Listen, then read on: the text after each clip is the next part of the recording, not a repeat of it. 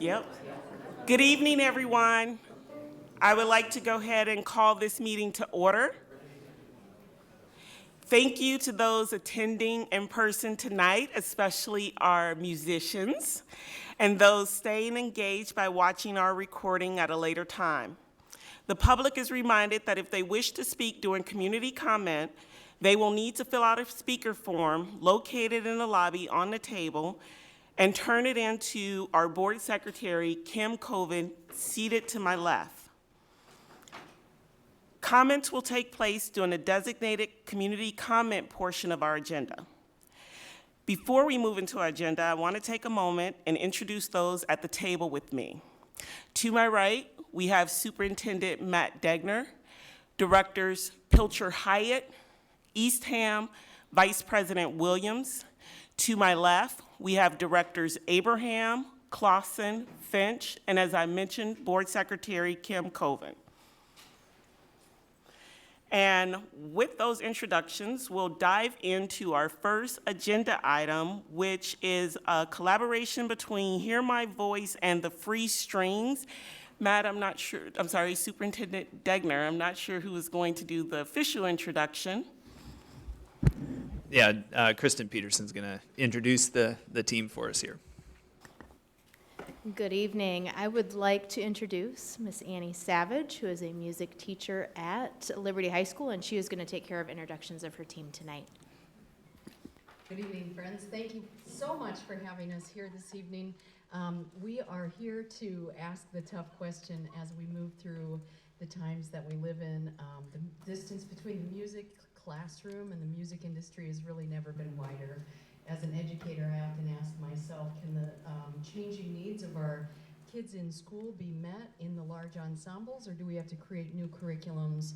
And the answer is a confounding yes to both. So we are going to present something that is a function of kind of the large ensemble, and then we're going to present the Hear My Voice curriculum, which is a new curriculum in Iowa City Schools. We'll get to that, and we'll introduce those kids, but without further ado, this is my co-director, Craig Clockey. Takes a village, as you know, to do this, and these are the Free Strings, and we are going to have Ruby sing a song called Wagoner's Lad.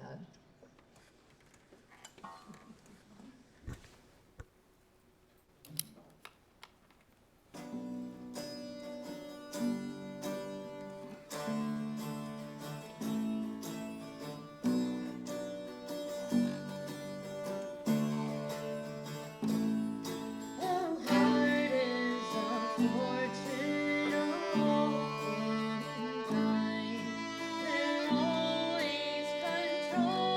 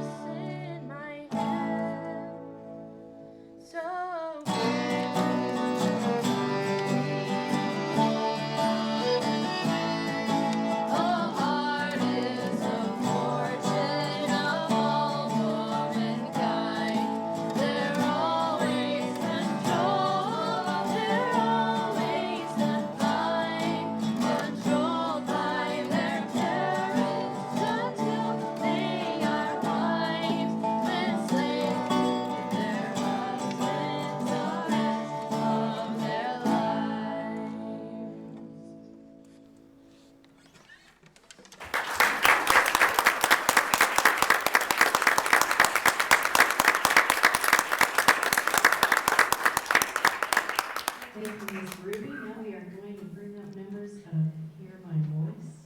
And I think it's about 3 years ago, Superintendent Degner asked me, what would it take to get more students of color involved in music programs in Iowa City? And that's a big question. And the answer at the time I felt like was change the curriculum to meet the needs of the student base. And he said, well, apply to the foundation. The foundation gave us $6,000, and we bought a bunch of iPads with that money, and we made a partnership with the University of Nebraska Lincoln, and we started beat making class. And when beat making happens, then rappers come out of the hallway, as it turns out. And so we are in our 3rd year of Hear My Voice. We are treating it like an ensemble with a lot of student leadership. I want to introduce a friend of mine in the back here who is a professional musician and the director of the Cornell Jazz Program, Blake Shaw. Blake is, yeah, thanks so much.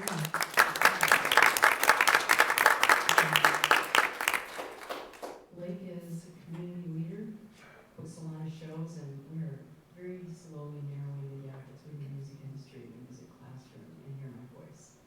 And I just want to thank you for your support. I want to thank the foundation for their support. Without that $6,000, none of this would exist.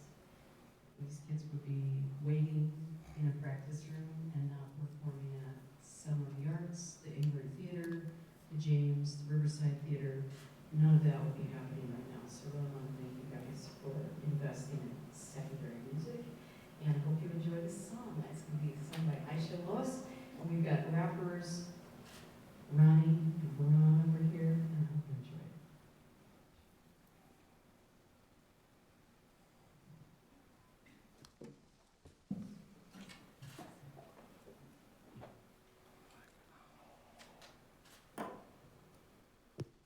I'm in my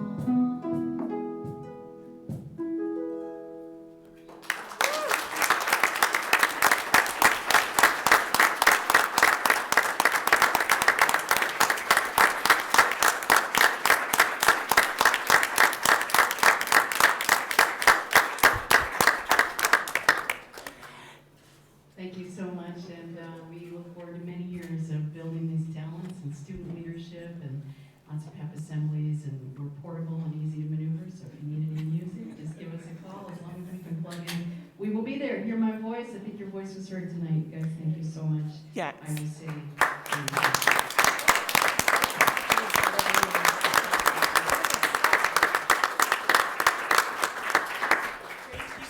So much for taking the time out of your evening and coming to provide such a great way for us to start our meeting tonight.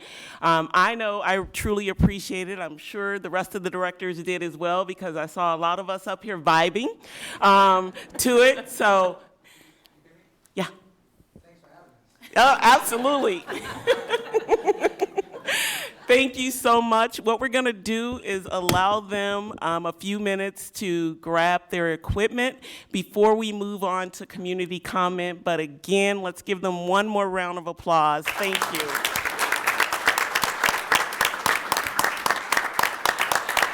That was great. They were so sweet. I know.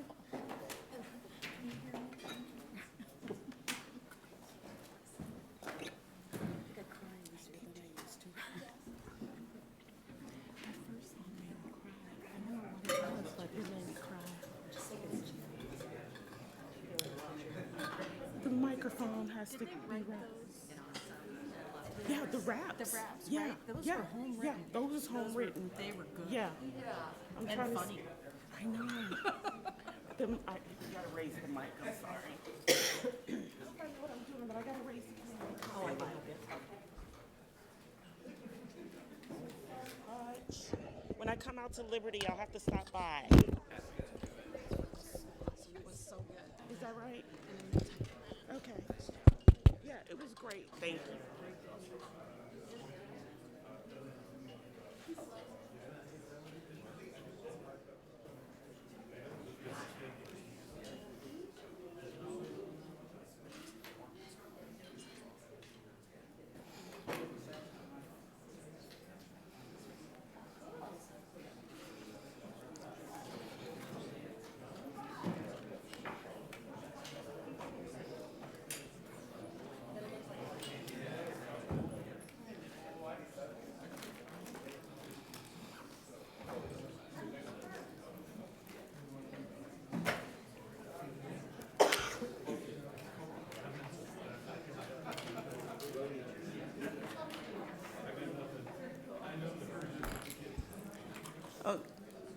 Thank you all for being patient as we allowed our musicians to grab their equipment. We'll move on to community comment. Speakers are reminded that during community comment that they can address the board about topics relevant to the district. Speakers are also reminded that they will be given 4 minutes to speak before I reclaim the floor. Time will be displayed on the bottom of the screen to my left. With that, our first speaker will be, before I start, I'm sorry, if I mispronounce your name, please do not hesitate to correct me before you start speaking. Our first speaker is Kathy Grave.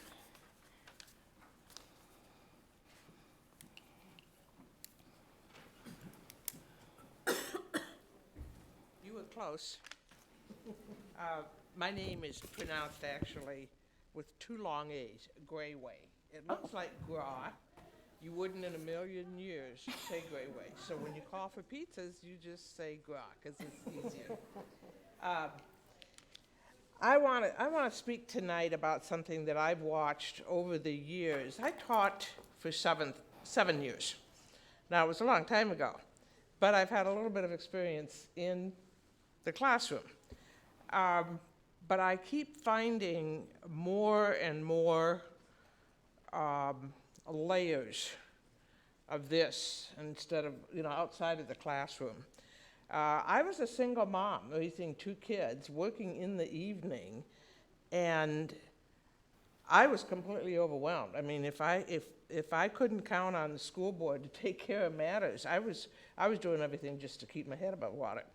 So I think most parents are counting on the school board to take care of matters because so they don't have to, because you guys raise kids, you know, it's a time-consuming and overwhelming job, but I really appreciate those of you who serve on the board, 'cause it's not easy, and it's a thankless job, I'm sure, but I appreciate that. But I see, it's kind of like a representative government. You know, people have elected you to represent us, to do what's right for the students, for the taxpayers, and generally our society. I think with the school board members, I guess I'm asking, do you folks have a pretty good handle on what all these different administrative positions are doing and what they're responsible for and what the, I guess basically responsibilities in these different areas of the administration? It just looks awfully top-heavy to me. I think, what are there, 14,000 students? And if I read this right off the website, 1,114 certified teachers. And I don't know if that determines your ratio, something like 12 or 13 to 1. Do you folks have a pretty good grasp? Was that one of the responsibilities on the school board, to know what these various positions are supposed to be doing, what the responsibilities are? And I don't know if there are efficiency experts that can come in and see if there's any redundancy, any duplication. That we've got a lot of money, and it costs a lot of money, and this is not an easy task by any means. But as a school board member, I would think your job is to kind of oversee all this, you know, for the protection of the children, for the protection of the taxpayer, and you guys are kind of the point of the spear for that sort of thing. But I take a look at some of these positions, and they just look like, you know, like we've got principals. I thought every school had principals. So why do we have an executive director of the schools? Isn't that what the principal does? I'm probably showing my ignorance, but do you see what I'm getting at? And as a school board member, I would think, is there any way that the public can kind of get a grasp of what's going on and see that you guys are kind of being good stewards of the energy and the talent and the money that's going into our school systems? We've got an executive director of elementary, executive director of secondary schools. How's that different from a principal? How's that different from a secondary principal? How's that different from a secondary assistant principal? Director of curriculum, yeah, we gotta have that. Director of learning, support, special ed, student services. A lot of these make sense. Some of these just do not. And I'm on time. Thank you. Sorry. Thank you. Thank you. And before we go on to the next speaker, I just want to remind our community commenters that we are not allowed to address any direct questions that you may raise because that does violate open meeting rules. So just know that if you pose questions and you get no response, that is why. So with that, our next speaker is Eloisa Roach.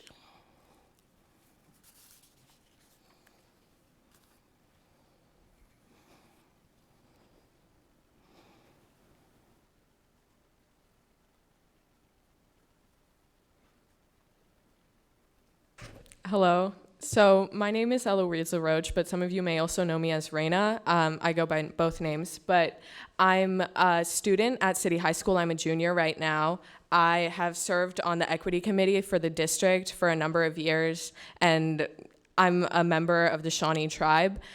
And today I'm here to talk about Indigenous issues within our community, specifically the school district, obviously, because this is the school board meeting. But I'm just here to testify to what my experiences have been in the past. So I'm going to talk about my 8th grade American Studies class, which was like fairly traumatic to me personally, because we started the very first week of school with an assignment that was essentially make a colony. And I told my teacher, I can't do this assignment, this well, first of all, like slavery existed in all of the colonies, and he said that we were going to have it set in 1620 to avoid the issue of slavery, which like obviously super ahistorical. But I told him that there was no way to build a colony without killing people who are like me, and he told me that it didn't matter and I should just do the assignment. And I refused. I was like, I would rather take a 0 than do this assignment. And I had to get my parents involved because he would not just let me not do this obviously like culturally insensitive assignment.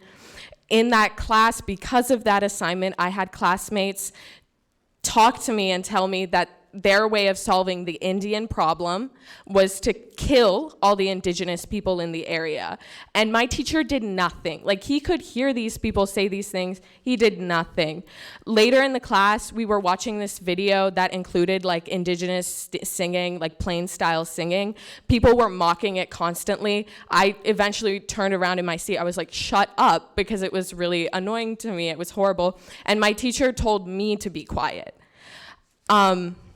In that class, we watched the movie Jeremiah Johnson. I don't know if you know what that is, but it's this movie about this mountain explorer who goes out and kills Native people. There was a scene where he had the scalps of 15 Native people, and obviously they weren't real, but it was equivalent to that to me, and I couldn't say anything because that teacher had repeatedly put me down whenever I tried to talk to him. And my parents told me to talk to the administrators of Southeast, and I did. And they said that they were either handling the issue or they would like not respond to me when I asked them for updates about what was happening with that situation. And like literally a couple weeks ago, my teacher in math made a joke that included the E-slur. It was like, what do you say to an E-slur that's been out in the cold too long? It was a joke that if you had replaced like this slur for Inuit people with like polar bears, like an animal, it would have been the same. And like those are just a couple of the things that I like thought of when I was trying to explain my experience as an Indigenous student in this district. And I understand that you guys are trying, and I really appreciate that you are trying with equity issues, but it is not enough right now. I know plenty of Native kids, not that many, I guess. I know like 6 Native kids, because that's all we really have, that also experience this every day. We're tired, we're sad, we don't know how to handle this because it can't be handled at a case-by-case basis, because that means that we as Native kids have to go out of our way to complain and fight for things that should not be happening to us in the first place. That's all I have to say. Thank you. Thank you. The next speaker will be Marie Krebs.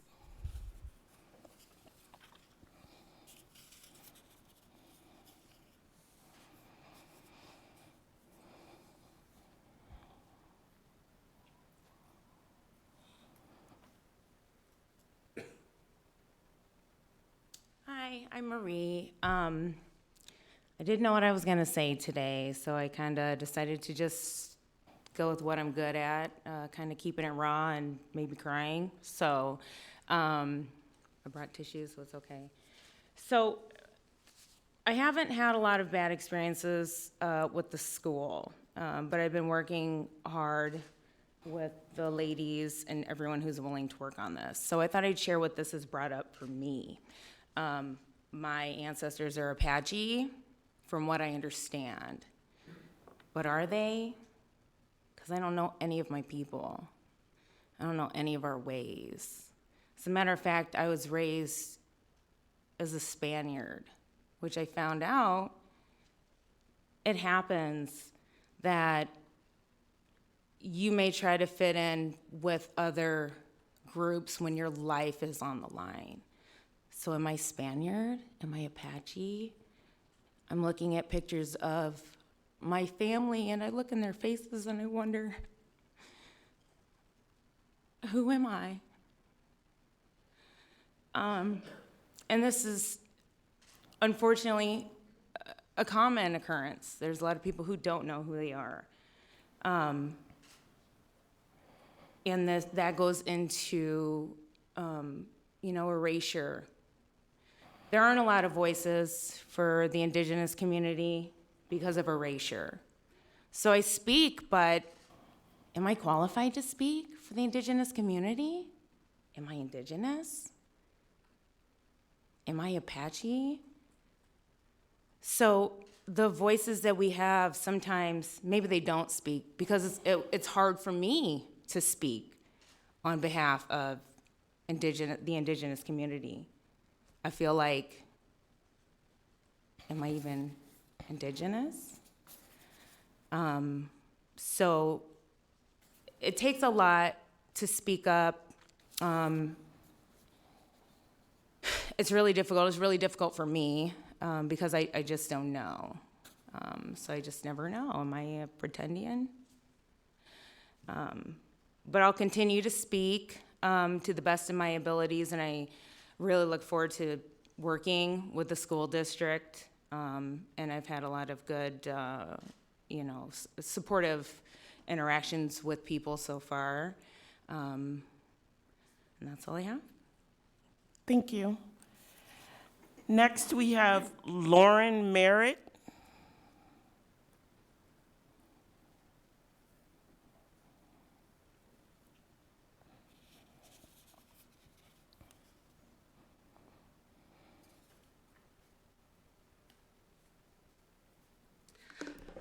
Hello. Yes, I'm Lauren Merritt. I am mother of a former Iowa City School District student, but I'm here today as a representative of the TRC, the Ad Hoc Truth and Reconciliation Commission with the City of Iowa City. We received the same letter that I know the school district received about incident that happened, and I wanted to share the letter as our response to that. Which I believe the school district has also received that as well. But it says, whereas the Iowa City Ad Hoc Truth and Reconciliation Commission has received a letter with the subject, RE, ongoing racial discrimination towards Indigenous peoples sanctioned by the City of Iowa City and the Iowa City Community School District. The commission recommends that the City of Iowa City and the Iowa City Community School District support the requests made by members of our Indigenous community in this letter. These requests include, but are not limited to, funding the provision of more educational resources to teaching staff in Iowa City School District, such as a book, it's called Rethinking Columbus, providing annual anti-racism training to educators and city officials for better understanding of Indigenous peoples, and planning and enacting a community celebration for Indigenous Peoples Day. The commission also recommends that the city officials and Iowa City Community School District leaders meet with the letter writers for more collaboration on how best to execute these actions, so as to include input from Indigenous community members moving forward. And I was not a witness to the incident that happened that was part of the original letter, but I know that there are a lot of resources that are in this area. When my daughter was, I believe she was a sophomore at Liberty High, part of the culture club, the students after school, and they reached out to, it was a Mexican Indigenous community. It was part of, I think it was St. Patrick's Church. They came in their native garb. They did a native powwow dance. I mean, they brought food and they were there to educate. And it was done like the right way. And it was, the teachers that were helping with the student group, the culture club, were fantastic. And they went to the people who were, we'd say, like the experts to talk about how this is supposed to be, and not relying on a book that might not be appropriate. And I know that a lot of people may think they're doing the right thing, their hearts are in the right place, but they need to step back and really look at the right way to go about with educating the students. And I just want to know that the TRC is wanting to work with the school district, helping with resources and information to help facilitate things so that we can offer a better situation for our students. Thank you. Thank you. Our next speaker is Sakawis Nobius. I am so sorry if I mispronounced your name.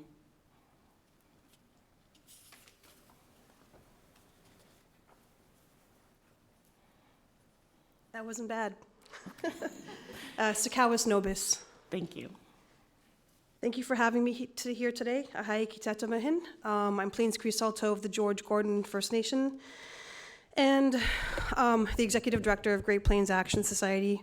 And I guess I'm going to provide a bit of an overview of why Indigenous peoples are here today.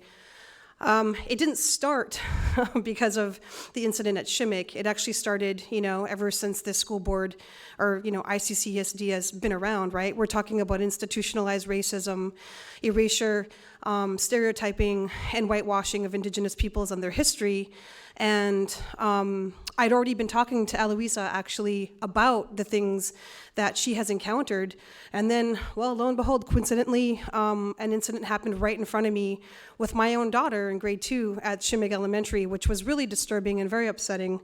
And so, unfortunately, or fortunately, I want to say, actually, fortunately for the Iowa City School District, they have a parent like me that organizes and runs a nonprofit that works against this stuff. So, yay for everybody that here we are today working on this issue.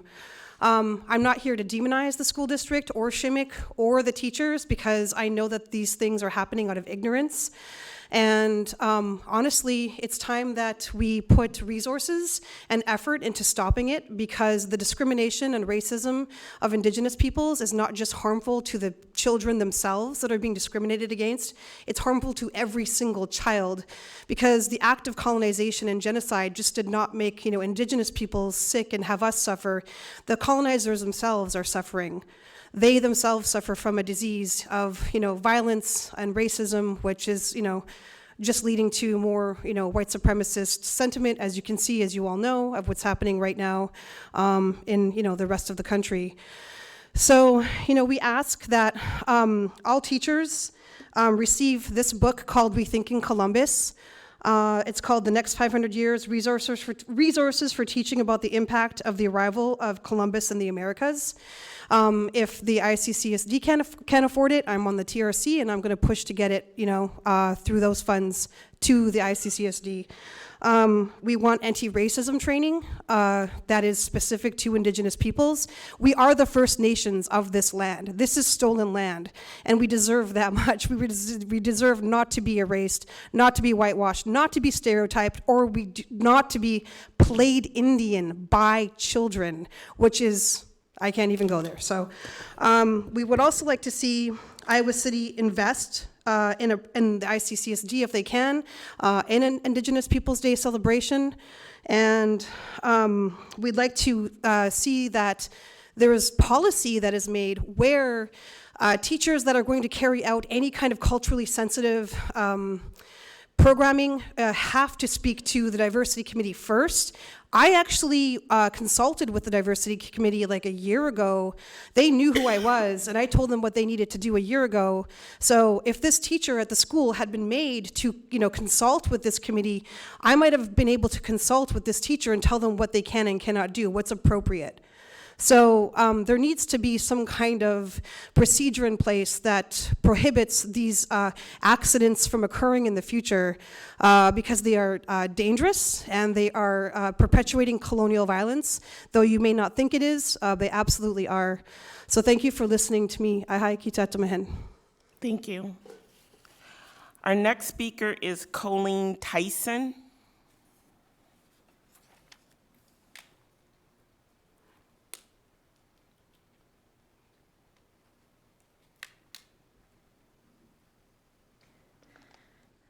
Hello.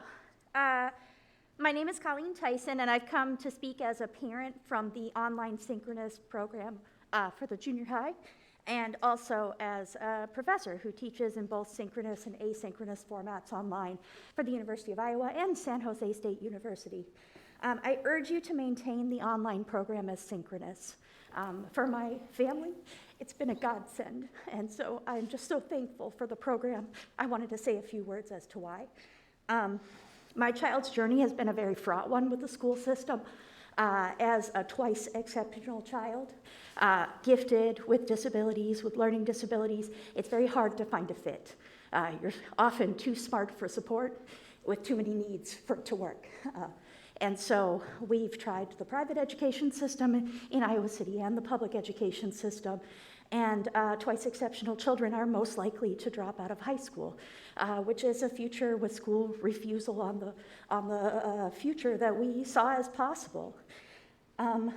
There are so many things that we've gained over independent private instruction or the public regular classroom in this format, and I'll describe those to you here.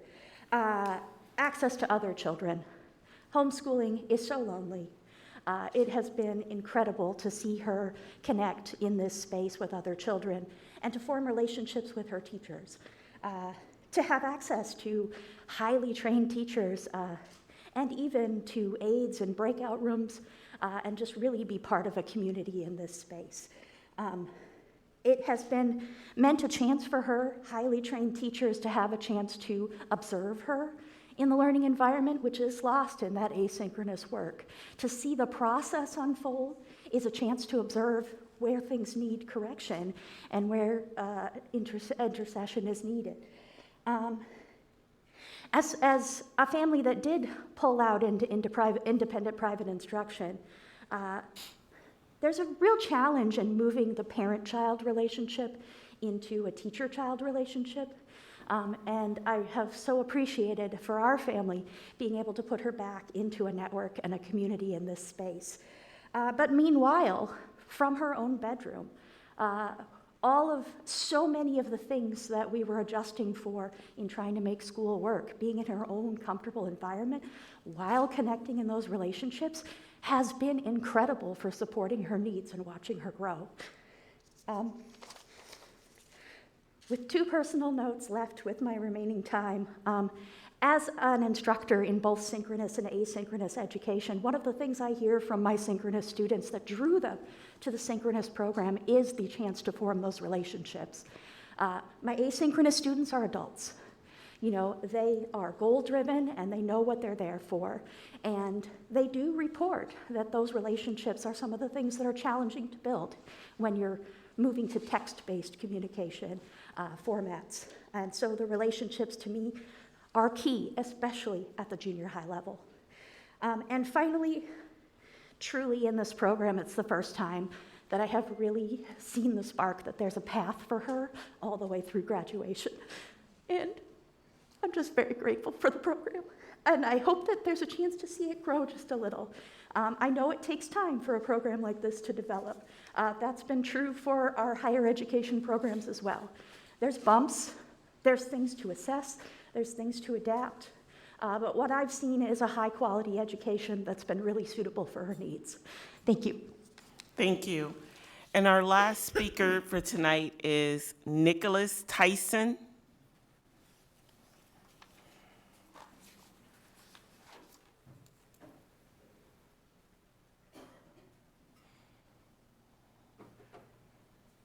That was perfect, by the way. Excellent. Good evening, directors. My name is Nicholas Tyson. I am a parent of a student in the online learning program. In fact, the same student that my wife just spoke about. Strangely, we have similar CVs. I too have taught online in both asynchronous and synchronous modes.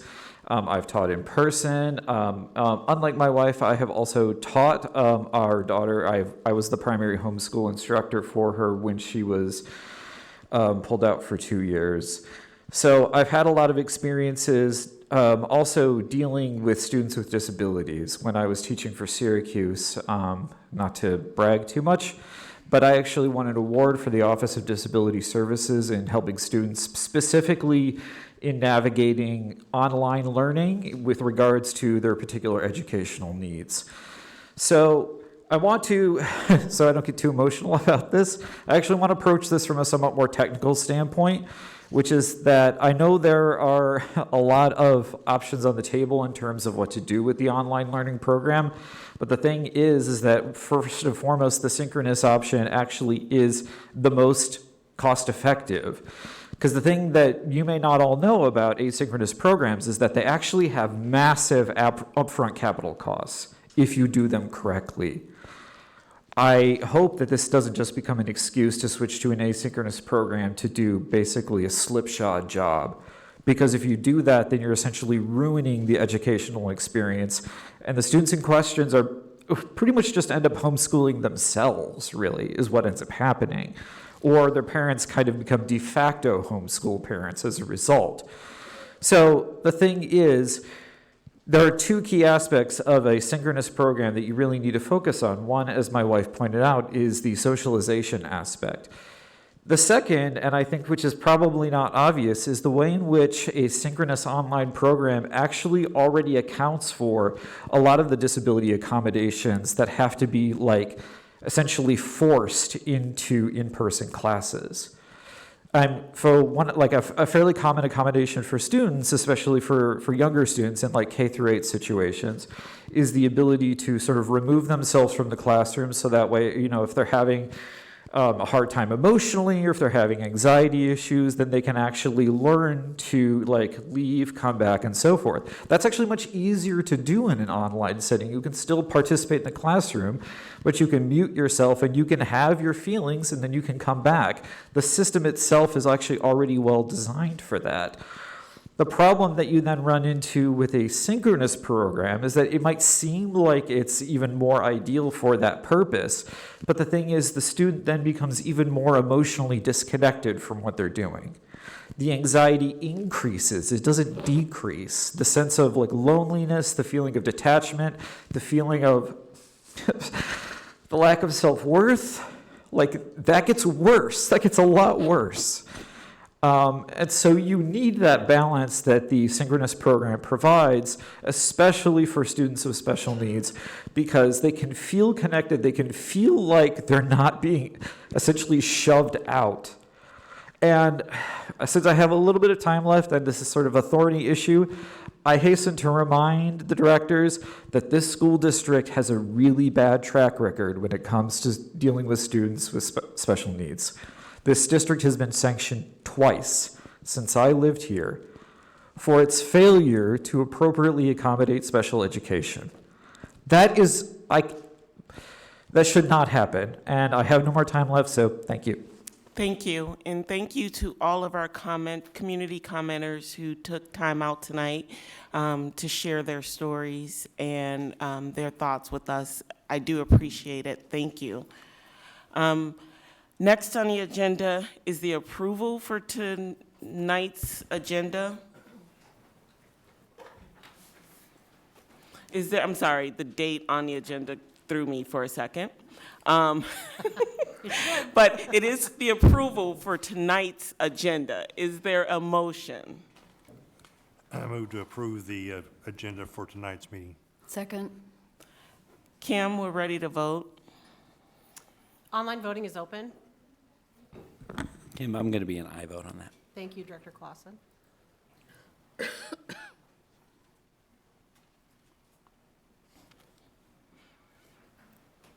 All votes have been cast and the motion carries with all directors voting in favor. Before we dive into the consent agenda, I just wanted to check to see if there were any questions from any other directors that reviewed the bills this cycle. I reviewed them, and I don't have committed to memory who else was assigned to review them. Okay. I reviewed them. I didn't have any questions. But does any other directors? Okay, hearing none. Are there any items on the consent agenda that people would like pulled? Okay. If not, I would entertain a motion to approve tonight's consent agenda. I move that we approve tonight's consent agenda. Second. Kim, we are ready to vote. Online voting is open. I'm an aye vote again, Kim. Thank you, Director Clausen.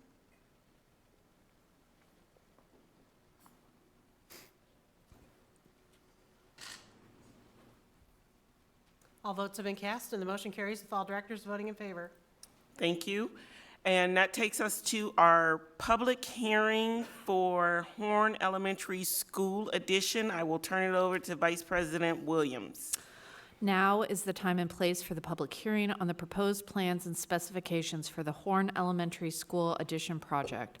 The Board of Directors set the date for this public hearing on January 10th, 2023. Notice of public hearing was published in the Iowa City Press Citizen on January 11th, 2023. The district will receive bids on this project at 2:00 p.m.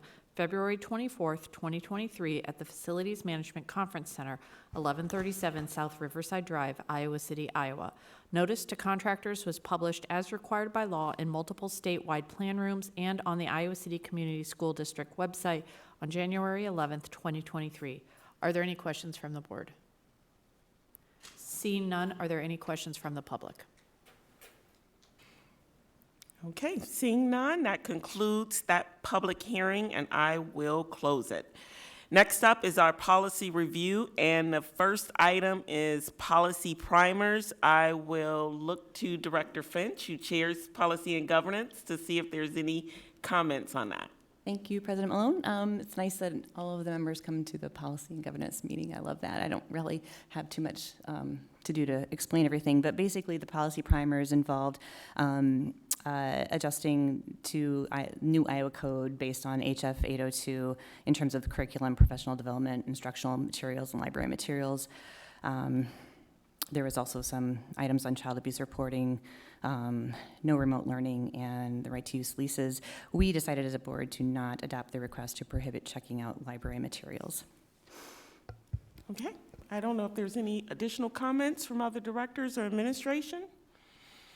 Hearing none, I will let you move on to the 500 series policies. Okay, and the 500 series, there was, again, we were all there, not much substantive changes there, so. Great, thank you, Director Finch. That takes us right into our discussion items, and the first item is our equity update. I will look to Superintendent Degner to start us. Sure. I think most of our community commenters are left, but I just want them to know that they were heard this evening. We do have a meeting set up with the group on Friday to talk and try to improve. I know that as a district, we don't always get our situations right, and that sometimes we do cause some harm, even if that's not the intent that is there, or even if there's no poor intent. And so we do apologize for that, and we're looking forward to working and improving and learning and growing from that. And I think that the district has demonstrated a good track record of doing so when we've had mistakes or problems in the past. And so we're looking forward to that, and we'll bring back some recommendations or some follow-up of that conversation to the board following that meeting on Friday. As far as our equity update tonight, the topic is on restorative justice. And so Executive Director Gray, and we have Mr. Kelly in the back that's going to talk to us a little bit here about some of our work in the area of restorative justice and the progress we're making. So Laura, go ahead and take it away.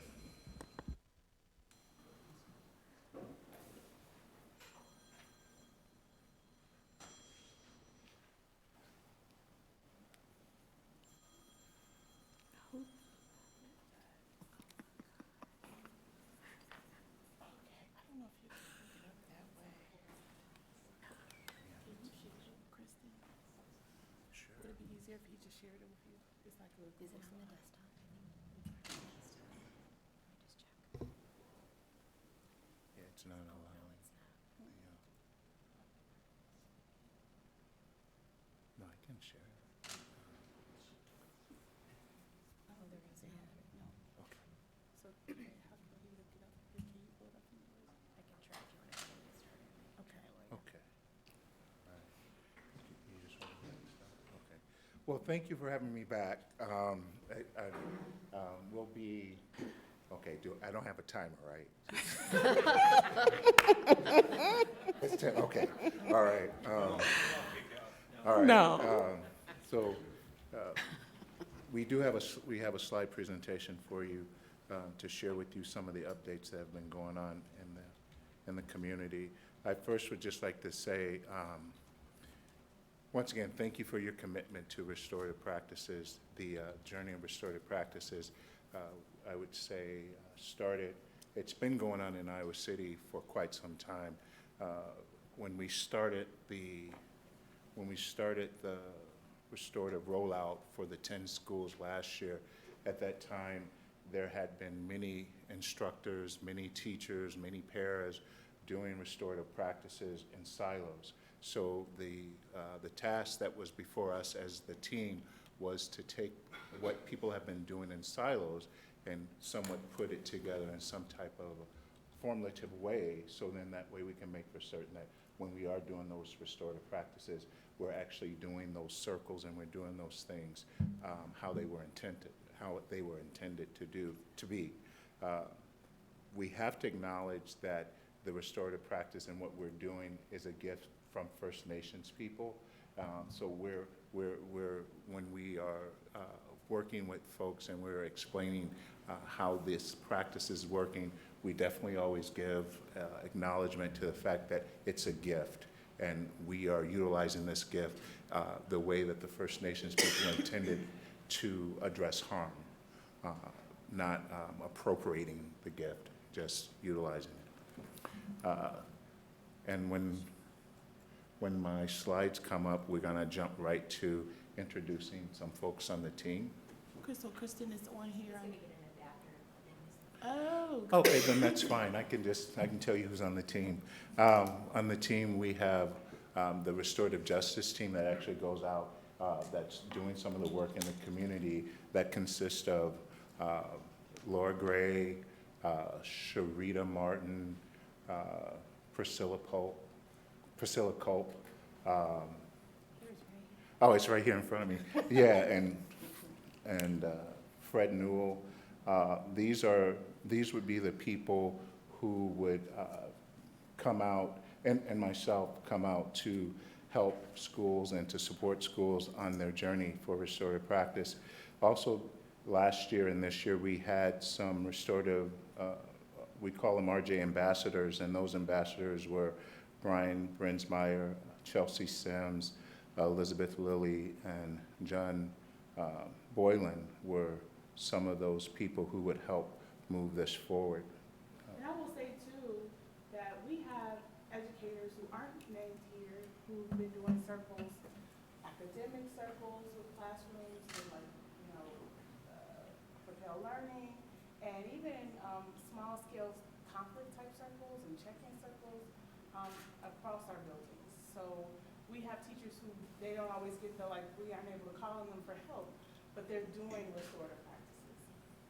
And no, thank you for bringing that up, because one of the things that we did as that team when we were getting everyone together and getting everyone's opinion was that we did come up with a mission statement and some ideas of like how we would like restorative practice to be. And our mission statement is transforming education to support Iowa City School District staff, students, and stakeholders while rooted in equitable learning for tomorrow's needs. And that's how we approach some of this restorative work that we're doing. Now, oh, good.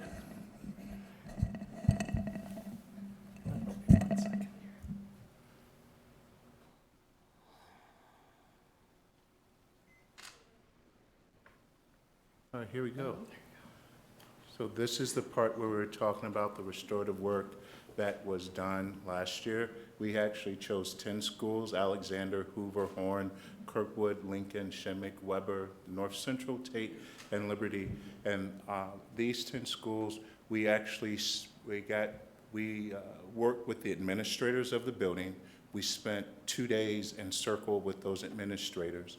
And then after spending those 2 days of learning with administrators, we asked those administrators to put together a restorative justice team. And that team we followed up with throughout the school year, depending on where they were, we created a rubric on, depending on the feedback of where your team was, where they thought they were with restorative practices. We went in, and some of these schools embraced the whole rollout. Some schools said we're going to slow down and we're going to just focus on our staff. Those trainings went all the way to the end of June of 2022. So these 10 schools had that experience. And what we've done this year is that we've continued to follow up with those schools with some of their needs, and we are putting them in situations to do other learning, like book learning, to push them forward where they may be. Which story? Which will give us a good idea of like what they're actually doing. So here's actually what's been going on with some of the those schools that we're just mentioning. The testimonials that you're going to see are based on these tiers: Tier 1 circle, check-in, temperature, celebration, morning meetings, and whatnot. So here is a little clip of restorative practices this year and last year.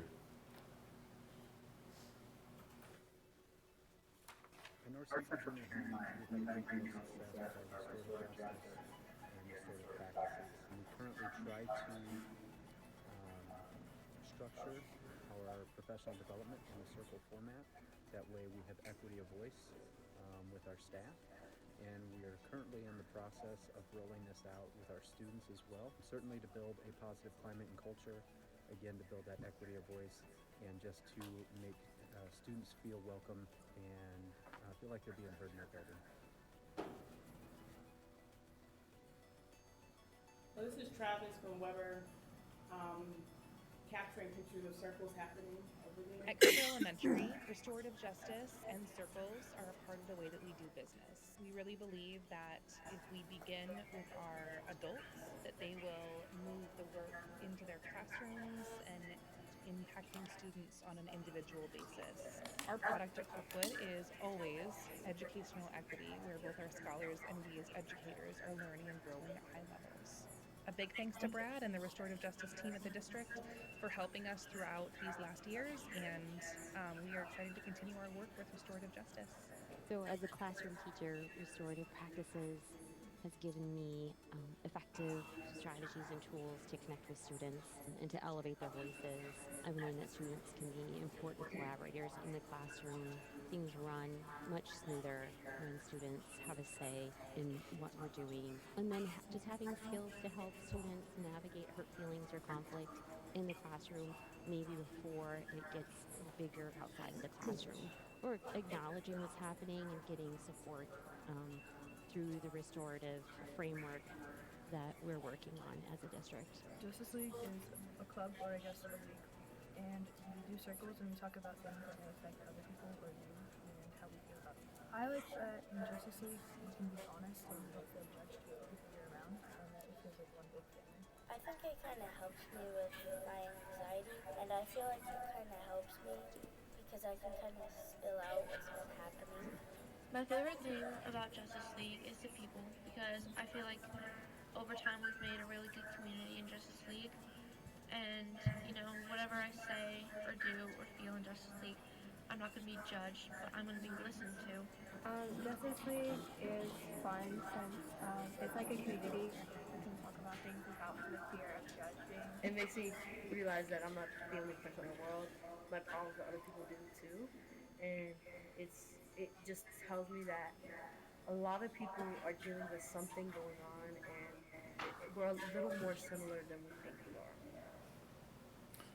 And that's the testimonials from some of the schools from last year. The one thing that I do want to point out is this year we have actually, we talked about the Black and Brown Girl enrichment. Just yesterday we had a conversation with UAY, so we're about ready to start a 6-week collaboration that's going to lead up to our next conference with those young ladies, which is projected for March 31st. In addition to that, we have partnered with Laura Daly's team and we, with the secondary level schools, where we're actually giving training on how to do reentry welcome circles from out-of-school suspensions.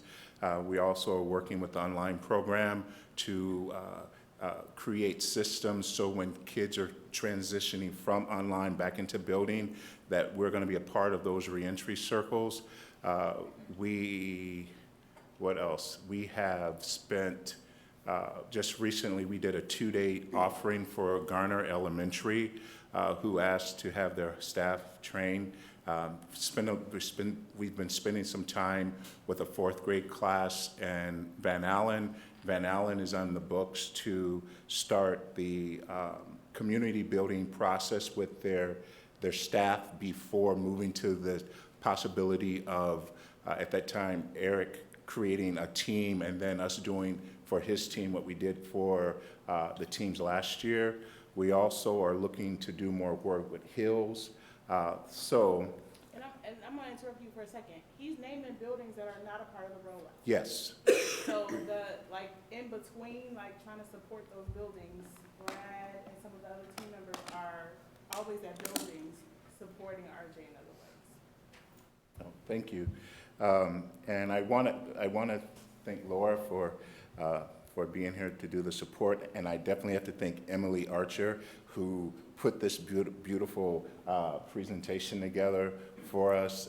And I want to thank all the people who, like all the administrators, teachers, and everyone who put together their testimonials. And we do have one last testimonial that's written. Let's see if we get to it.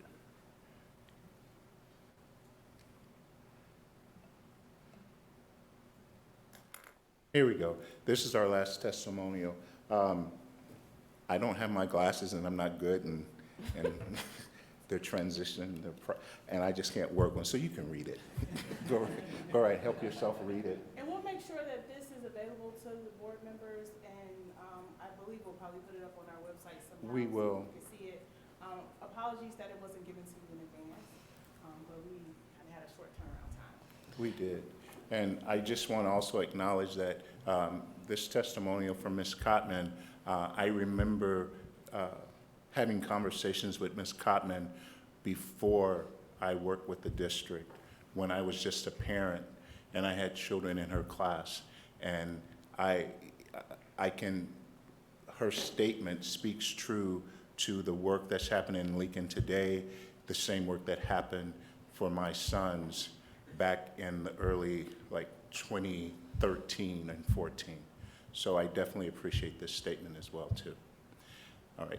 Thank you, Ms. Cotton. Yeah, thank you. All right. Any questions? And I do want to say too, real quick, we are modeling these components of restorative practices throughout the organization. So in our cabinet meetings, and with the directors, we check in. So just different things that we didn't do in the past, we're trying to model those things so it could be infused throughout our organization. We have a long way to go, but we're getting there. That's really great. I do appreciate having both you and Brad here with us tonight. And it's important that we're modeling that from the top to make sure that way we're leading by examples. So that's really great to hear. I'll turn it over to other directors that have questions and or comments for the team. I have a question. It's just if I want to repeat this back out to DPO, and I want to try to re-explain it. You said that might be up on your website. I didn't catch everything. We'll make sure you all have it, and we'll email it to you all. I was gonna actually ask, can we upload it to board docs? Yeah, that's what I was gonna say. We can upload it to board docs and get that in there. I'm not sure how some of the videos will work, but we'll figure out that part. Yep. And also just, trying to understand, you guys are doing so much. Like what you just pointed out, how you did the rollout in some schools, and then my immediate thing, if I see the slide deck, is oh, well then, what happened at the other schools? Well, then he started talking about other schools. So, in other words, it's happening in different ways at probably all the buildings, or not? I would say it's happening at all the buildings in different ways, because the one thing that when we started the rollout last year, it was obvious that a lot of schools were doing restorative practices. They were having circles. They were already doing these things. And so what we've done, the team, we've circled back to some of those schools and say, okay, we actually have, we call it rolling justice. They would fill out this questionnaire about where they were at with restorative practices or where they thought that they wanted to go. And so then, and saying, okay, well, until we can have a certain commitment level. Like, I think we were like looking for 70% commitment from staff to say, okay, here's some stuff that we can come and do. Here's some things that you could do in your building with some of your class to build that capacity with your other instructors and maybe with parents. Some places, the restorative piece or the circle piece was happening at the PTA level. So even that in and of itself was something that that building was having to build that capacity for us to come back. The goal really is to, within 5 years, to start having at least 50% of the staff in Iowa City School District utilizing circle practices, utilizing restorative practices, so every kid, every young person in the district will have that opportunity to be in this space of building community and sharing and growing and doing some of those things that they were talking about that's happening with the Justice League. And the RJ team has pulled together some ideas for how to roll that out. We know that to build the team, to build like that takes funds, and we understand we're in the middle of budget cuts. So just so you all know, we're trying to think of creative ways to still keep the work going with the team that we do have. But you know, if a miracle comes, and we would love to like gradually increase our team. Yeah. The only other thing I would just mention is when we get new parents, new families, or, you know, some people who started in the district during COVID, we don't necessarily know enough about what you're talking about. A lot of parents are gonna be like, restorative justice, I've heard it, I don't know what it is. So when you can, if you deliver information, like on your website or something like that, if you would just really, what's the right word, like simplify it for the people that are real lay people about this, because you guys are deep in, and a lot of new parents or just, you know, parents that haven't tracked it might not know what it is, and we want everybody to kind of have a good idea and have a buy-in to it. It looks like you've got that, but. So we have a pamphlet. Okay. Yes. That is on the site. Okay. But that's just one start, right? So, Yeah. you know, maybe it's overwhelming for, like, too much for people to read, but we do have some information up for people who are like, what is that? Yeah. And I was going to say, one of the things that Tate is doing in their orientation when the students are coming to Tate, they're doing orientation in circle format. So when the kids come into Tate, they come in having circle, building community, so that piece. So a lot of, to answer your question, like sometimes parents don't know until they get into it. That goes back to the pockets of all the school utilizing restorative practices. Any other questions, comments? Just great work. Keep it up. We'd love to say, what can we do to help? But yeah, I hear you. I know. Yeah, that's what it is. Laura, if I win the lottery, Director Gray, that's one thing I would fund, for sure. But, it's just great to see. And this isn't something also that's going to work with a top-down, you must do. Like, there really has to be that genuine buy-in. And with that, it's just exciting to see how much it's grown, even in the, short time I've been in the board. So thank you all. And I do have to say, I really enjoyed the entire presentation. My favorite part, though, was hearing from the students and of the Justice League. One, that's a really cool name. I don't know if you all came up with that, but hearing how that allowed students to feel as they're seen for who they are and they have a safe place to belong and let out some of those feelings that we all deal with in a safe place. So thank you for the work that you're doing there, because I think that's really important. That allows students that opportunity to know that they're seen, they're heard, and we're glad that they're here with us. So thank you for that. Thank you. All right, thanks.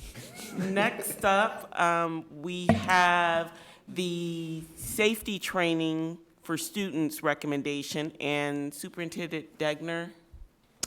Yeah, so thank you, President Malone.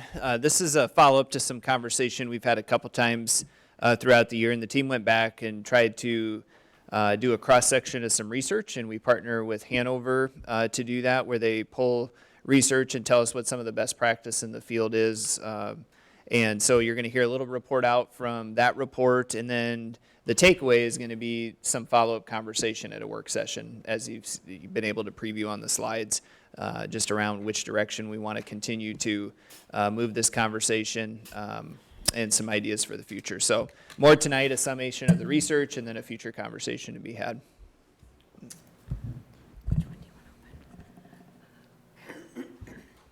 And I didn't introduce her, but I will now, since we have a little pause, and I think somebody stepped up for a bathroom break. So Kate Callahan, our Director of Student Services, is going to present that here tonight. And looks like we got it up now. Okay. Good evening. I appreciate the opportunity to talk to you about this. It's really a challenging topic to wrap our hands around. I'm sure we all have an increasing concern in determining how we keep students safe during an active intruder type of situation. And it really is a tough balance to prepare students for situations that we really hope are never going to occur, and then also think about that emotional toll that such trainings may take on students. So as we've struggled with this, we have asked Hanover to conduct some research and give us some information about best practices and then any recommendations that they may have. And so I'm going to share those with you tonight, and then you'll have an opportunity to kind of think through what our next steps will be in this area. And so what I'll do is go over those key findings and recommendations. The first finding that we have is really that active intruder drills are ill-defined and carried out using a variety of measures. So after Sandy Hook, the Department of Ed recommended that we expand lockdown drills to really have various option-based drills. But there really hasn't been a lot of guidance on what that should look like. So in some districts, they train just the staff. Some districts, they train students and staff. And what you'll see is there's some active intruders drills that will actually include active tactics that really are not research-based or shown to protect students or teachers. And what we really are finding that more schools are hiring private consulting companies to kind of assist in creating and implementing drills in this industry. But again, we don't really have kind of that this is best practice or how it should be conducted. So in the next finding, let me grab that. It's hard for me to multitask. Okay, that recent research shows that active intruder drills actually harm the short and long-term mental health and well-being of students, teachers, and parents. So in the larger report, you're going to see actually two different studies that have been highlighted. There's a 2021 study that finds that educational partners, and that includes students and the teachers and parents, their anxiety increases 42%, and depression actually increases 39% following active intruder drills. And then there's also a 2020 study that showed 60% of current students ages 14 to 24 reported feeling unsafe, scared, and helpless and sad following such drills. The third finding that we have is that exposure to active intruder drills can cause students emotional distress during critical periods of brain development. So this one is interesting too. As you look at this, the children develop the ability to cope with stress as adults by really feeling safe and secure in their childhood. So this is where you'll have a lot of mental health experts that really question the value of active intruder drills due to the distress that is caused to students, considering statistically they are unlikely to experience an active intruder in their lifetime. The fourth finding is that educational organizations are really reevaluating the common use of active intruder drills in schools, as they've been shown to cause, again, that emotional harm, but have not been shown really to increase safety. So again, with this one, this is very challenging. So there's really no studies that demonstrate the direct causality between active intruder training and increased student safety. But again, this is an area that Hanover actually said is a limitation of their report. So again, this is very challenging. There's just not a lot of research out there in determining the best way to approach this topic because, again, active intruder events are rather rare, And performing research during or following incidents poses logical challenges and ethical concerns. So once again, we kind of grapple with that. There's just really not a lot of research out there.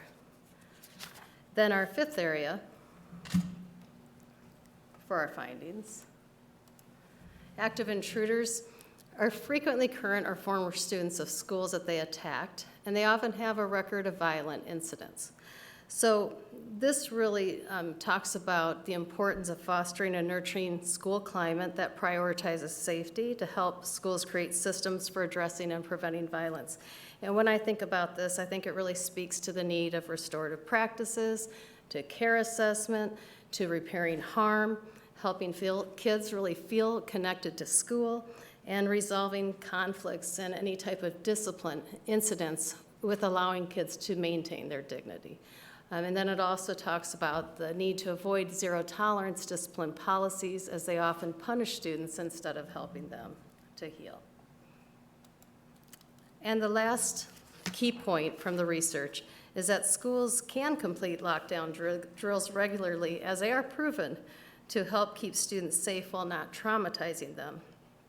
And so when they talk about lockdown drills, that can be utilized, they're talking about ones that would prepare students for potentially dangerous acts with action steps that they could take in emergencies.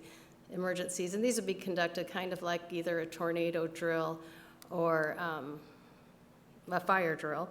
But during that time, they would talk with their teacher about how to shelter in place in a secure location, perhaps a skill of locking the door, moving students out of sight, remaining quiet, and really teach students to take the lead of the teacher. And they're suggesting that this can be done with a trauma-informed approach, and one that means that you're really announcing these drills and you're talking about them during that process. So then if you look at what the Hanover recommendations are, so those are the key points, and now we'll take a look at their recommendations. Recommendations are that we can engage in violent prevention strategies to keep students at the school community safe. In doing so, though, you do want to make sure that you're integrating trauma-informed training and you prepare teachers in the event of a violent intruder. Again, looking at that trauma-based approach, you want to make sure they're well-planned, they're communicated to students, and also they talk about parents in that wider community, and you prioritize student mental health and safety.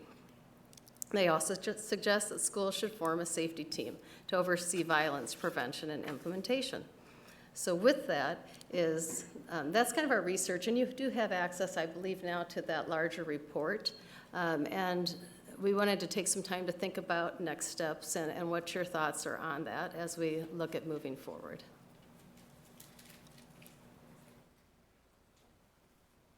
Or if you have questions, I can try to answer those for you as well. Yeah, so I think the takeaway for us, thank you, Kate, was really talking about what we do with active intruder drills. I mean, we do some of those things with staff right now, and you saw some of the data points there at the beginning of the presentation. Also knowing there's an absence of research in some of these, but also then lockdown drills. We really do not do lockdown drills with our students, right? And it talks about maybe that would help them be better prepared, or at least some of those conversational points that we made earlier in the year when we talked about this, just having the conversation with students about where they would go and what they would do and what that would look like. There may be benefit to all of those things, but there isn't a great research base to support what we're going to do or not do in those areas. And so when we consider schedule of potential trainings or presentations, this is probably the right time of year to be talking about it as we approach next year and what that could look like for the following school year. And then for us, it was a great opportunity to revise current safety plans, look at our any new guidance, and to cause us to question, some of the approaches that we are taking or not taking, and look at that. So my guess would be a work session just to dig into this a little bit further, and even for us to have some more time to react to it after we got the research back, and maybe bring you guys some ideas and some things that we could consider for the following school year. I see a lot of head nods. I don't know if the other directors have feedback. I guess my first thought was I would just be curious. I would need to know what these trauma-informed lockdown drills would involve. A little more detail on that would be helpful for us, I think. Yeah, I just think a work session, there's a lot to dig into and unpack. Work session. So, yeah. Yep, absolutely. Sorry, that's what I meant at the work session. Doesn't really sound like they go together, does it, Director Finch? What's that? Trauma-informed lockdown drill. Right. Yeah. Yeah. Yep. Same reaction. Lots we of had. questions. Yeah. Okay. Right. Thank you. But yeah, it makes sense seeing the reaction from other directors that we should get this scheduled for a work session. And I wonder if there'd be any value in conducting some of the drills with us, so we could go through it and see what that actually looks like from a student standpoint. And we're not currently conducting lockdown drills or active intruder drills with students, just with our staff at this time. So the consideration is whether or not we would have these types of drills with our students. But I do think that was an interesting point that you brought up about trauma-informed lockdown drill, because one example was given, but it wasn't necessarily differentiated between different levels within a school system. So just like kind of what we talked about before, there's just not a lot of research. And I think that's why a lot of folks hire companies to try to come up with ideas and suggestions too. But what we would have is the staff trainings that we provide. And I think that maybe is what Director Eastham is saying, if there's an opportunity for directors to participate in that. Obviously, we would have to be careful not to create a meeting situation with a quorum of us at one of those trainings, but I think that's something we can also dive into at the work session as well. Right. Okay. Great. Thank you. And thank you so much for that presentation. Next up is, unless there's, I'm sorry, additional questions or comments from other directors on that last topic. Okay. Moving on to the preschool presentation, and Superintendent Degner. Yep.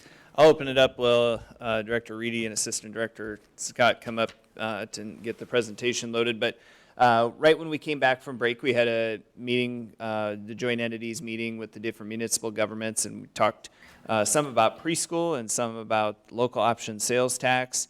I think there was varying amounts of information that the board had at different times with that, and so tonight was going to be a good opportunity for us to have that information, get on the same page, and kind of look at what those next steps about potentially meeting with those municipalities would be, and then how we would want to go about that. So Ashley and Deb here have prepared some of like our current status around preschool, some of the plans for next year, and then this larger, what they'll end up finishing the presentation with this, where this larger conversation with the other municipal governments is, and some of the projected cost or potential ask would be with that. So I think that kind of covers it from an opening perspective, and if I didn't hit it all, these guys will get it.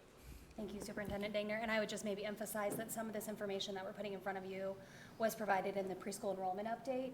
So for some of the pieces, we're going to move through it pretty quickly, just in an effort to be respectful of everyone's time, and that it should hopefully be new information. So.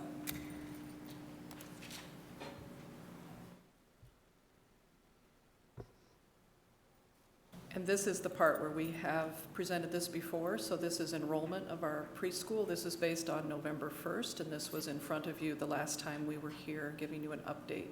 So we'll go on to the next slide. This is presented so that you can again see the funding sources and our sessions and where they are currently located, and some more demographic information for you. This is our current community partners and their enrollments, and this is all again as of November 1st.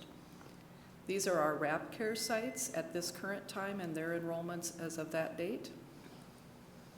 And as we move on, this is where we get into new information, which is our desired state, but many of these goals are those that are put forward by the board and put forward by our work group on preschool with input from all of our teammates. So we always want to provide a quality preschool offering to the maximum number of students in Iowa City and our district. High quality childcare options has been discussed, and we want to maintain and expand those. We also always look to manage our operational costs with our preschool services. As we look at the dates of this year on to 2025, We want to restore, and what we mean by that is we have to look every year at our sessions to see if we have enough students to keep that session going. We are going to restore some of our PM sessions, maintain and increase our preschool sites over those years. We plan to look at our infrastructure and possibly a dedicated administrator to preschool, more instructional supports and leadership team. Focus again on quality indicators and practices. Also with our desired state, we want, and you want, our community wants availability and access to 4-year-olds for preschool and an incremental increase in RAP services. You can see here that in the next year we are going to add Borlaug and Kirkwood as RAP sites. Again, these next two charts are really for your review, and we won't go over them in detail tonight, but they are really so that you can see our plans to increase sites, increase RAP sites. This also coincides with middle school movement and those years. So our next section is going to be about the local option sales tax. So before we jump to that, just one reminder. So remember last year we talked about those sites at Shimmick and Wickham is where we started that pilot. So that's kind of separate from this last part of the conversation. That's just us continuing to increase our sites with the RAP care to create kind of a full day option. And so those new ones this next year, Borlaug and Kirkwood that they mentioned there, obviously different looking campuses than Shimmick and I'm stumbling over those, the combination of those two schools tonight, but different than those two campuses that we chose last year. And so that'll be an interesting funding component for us to look at as far as how that fits together when you guys consider those funding streams before we dove into that at that Ed committee meeting. Thank you. So these next pieces, as Deb shared, are really just going to be us walking you through the potential implications of if the municipalities were to pass the lost ballot, and then in addition to that, how the operational costs play into that and where the funding is applied in that direct student impact. So what LOST could achieve for us as a system is to create that universal preschool experience for all of our 4-year-olds, and we could look at additional supplements for our eligible families. LOST could also support in how we create that universal preschool experience. So in enhancing our supplies and instructional materials, looking at access through transportation, as well as the staffing and support needed to deliver that high quality instruction. This just talks a little bit about comparative figures when you look at similarly sized populations, what could be generated from that ballot.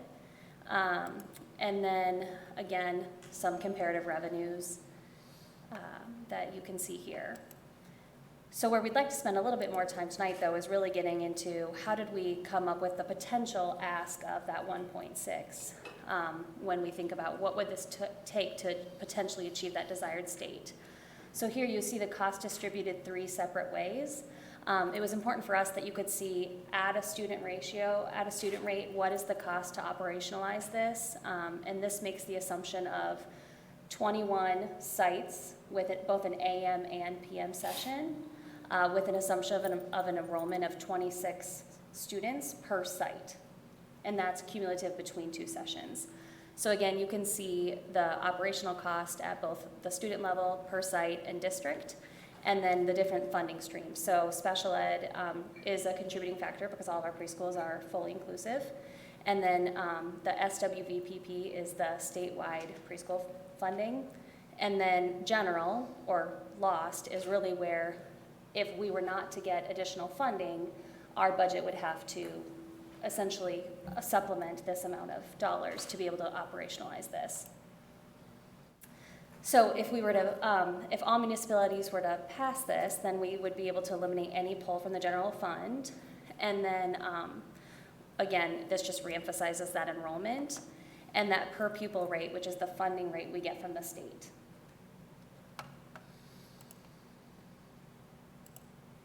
And so when we think about how those funds would be distributed across municipalities, again, part of our conversation as leadership team has been, and as we engage in these conversations, how do we work with our community to determine what the cost to them would be as far as what we'd be asking back from them.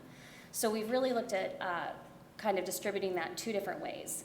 So the first row there that says enrollment rate really outlines, what we did is we took this year's enrollment rate for each of what's the word I'm looking for? Municipalities, I guess. I feel like I'm saying that word a lot. So it takes the enrollment from each of the municipalities and looks at how many students we had this year enrolled in preschool, and then we take that total amount of what do we need to operationalize, right? Because whether or not there's 12 students or 28, we still have to staff a teacher. So that's where those operational costs become really relevant.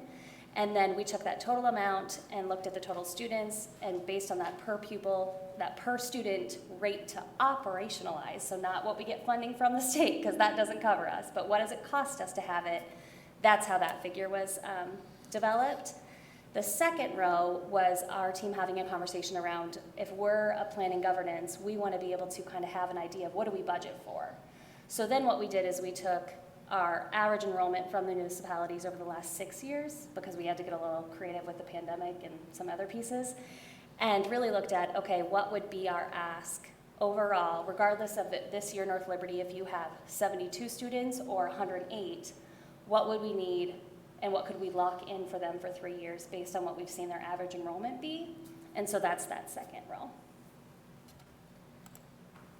And then again, this just reiterates how those assumptions were developed. So 21 elementary sites, 42 half-day preschool sessions. I think it's important to note that all of this is developed off an assumption that the municipalities all agree to commit to this. So it gets trickier if we have North Liberty pass it, but Iowa City declines, in figuring out how do we operationalize this or where do we have to make adjustments. So we certainly would need to come back and reconsider our frameworks and proposals. So I just want to operate with a lot of transparency there. And then this reiterates how we got to those total asks. So I know I hit all that really quickly, but what questions do you have? I think one thing just to consider with your questions would be on, I think it's slide 24 there, where Ashley talked about the two different kind of ways you put that number together per se. I think that's what we also would like some feedback on prior to going to meet with the municipalities, before we talk about that is, what is the best way to make that request? And I think some of our fear is also some inflationary costs, right? That if we get into this and we have a number the first year, by the third year, that teacher cost could be much higher, right? Other things could also, transportation costs could be higher. So just trying to think about that, like she did a nice job explaining there from a budget perspective, but some feedback from the board about that I think would be helpful to know how do we present that, and then also probably having some full transparency around if that conversation goes different with one city government versus another, that could very drastically change how that formula gets put together, right? Or what some of those percentages look like, or just what that means we should break down for the math for you guys to see. Well, I think one thing that, we have a different lens, right? As a school district, they're all our kids, but the municipalities don't feel that way, right? They're competitors with one another. And so I think where we might run into some hiccup is one municipality doesn't want to pay for the other municipality's kids. And so just coming up with a way to help tell them, hey, we're going to, however we figure this out, bill you for your kids. That's just one different framework, how we think about that and how we can explain that to folks and how we figure that out on our end. That's just something I've heard come up a lot, that, we're so used to they're all our kids, and, they are. We're one school district, but, different governments have different perspectives. Yeah, it's not my favorite funding model because of that issue right there. This isn't, ICCSD isn't going to put Lost on the ballot. That's not something we have the power to do. That's up to the municipalities to make that choice. And I feel strongly that if the voters of a municipality vote for it and believe in it and believe that that's something that they want their people to have access to, and they believe in four-year-old preschool, then we as a board have a responsibility and obligation to fulfill the vision. I mean, that's the voters saying, we want this. And because of that, we need to have the flexibility built in that if one municipality doesn't want to move forward, but 3 or 4 do, we need to be adaptive and provide that experience for those kids. I mean, because I just can't think of any more clear direction we could get from the voters than saying, go forth and do this. And that makes it really difficult, this funding model makes it really difficult to understand for the municipalities what the implications are if only 3 of them do it, or if none of them do it.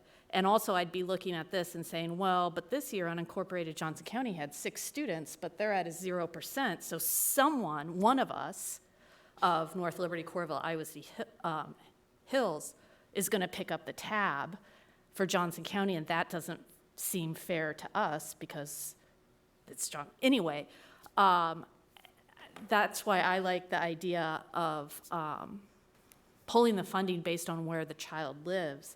I know that presents more operational uncertainty and hurdles for the team to put together, but I just have to believe that there's enough data that we could put a number on there that's not exact, not down to dollars and cents, but close enough to give everyone an idea of what it would cost them.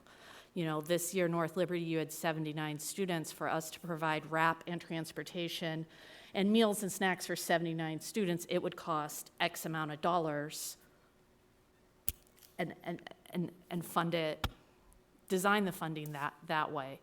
Because I'm worried that with this type of breakdown, it's too uncertain for the municipalities. Well, so I think we have both a little bit. And so the team can correct me if I'm wrong, but if you go back to slide 20 shows a per student cost, okay? And so what slide 24 tries to get back to is basically projecting out that per student cost for them, right? And so that's where Ashley talked about the previous 6 years' data, trying to project how many students would potentially come. So they can know that based on all the students in North Liberty or Iowa City or Coralville, that's going to be your per student cost. What 24 tries to do is then project it out to say, that's about how much we think it would be based on your existing enrollment. Does that make sense? A little bit. So if we are back on, can we go back to the slide on page 20, that per student cost slide? Mm-hmm. So when I understand the first 3 rows. When I look at general loss with transportation, so it's going to cost an extra $2,878 to provide transportation per student? About 2,000. So what we're, again, based on the assumption of these operational costs work from that assumption of 21 sites, which then requires routing to each of those 21 sites to be able to provide transportation for the preschool sessions, because right now we don't provide transportation for our preschoolers. And so when we look at that, it's about $53,000 for a bus route. And so then we assumed an enrollment of 26 students per site. So essentially what we're saying is you're taking that that 53,000, taking 26 students from that, and then you can look at potential funding sources, and that's how we get to, in addition to the other costs, it's 20, after we take out special ed and statewide funding, if we provide transportation, it is at a cost of $2,878 per student, or to operate without transportation, it's at a cost of $837 per student. We need that much more funding either from LOST or from the general fund. But that much more per student. That doesn't include any money for RAP. That is the RAP. That would, so That's your for per every student single cost student- for the RAP. For every single student, regardless of income. I'm sorry, to pay the RAP fee, Champions fee? Is that what you're asking? Yes. No, we're not. So what we're offering, or this proposal outlines the cost to operate an AM preschool option, a PM preschool option, and then having the site to partner with Champions or whoever the provider is for that RAP care. Families are still responsible to pay the tuition for that RAP care, as is our current model, but Champions works with child care assistants, et cetera. So if you go to slide 15, the expectation is we do fee supplements for eligible families to provide RAP care. Where is that money assumed in the budget? That comes through our partnership with Champions and the potential grants that are available through our funding sources, through DHS and child care assistance that Champions pursues, or whoever the provider is. That was a condition of the RFP last spring.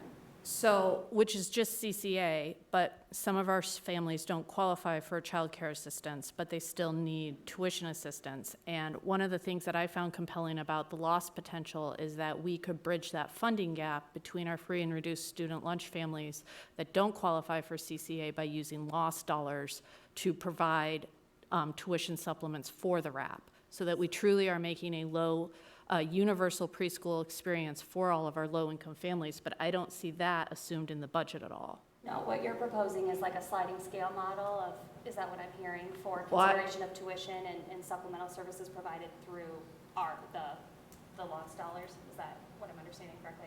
Yes, well, it would be that if you qualify for free and reduced school lunch, you get access to RAP with paying $0, because the lost comes in and backfills the cost of the RAP. So that would need to be added into the operational budget, would be in addition to these figures. I think we need to do that. I mean, part of the problem with what we do for preschool is it is not accessible to our low-income families who need all-day care.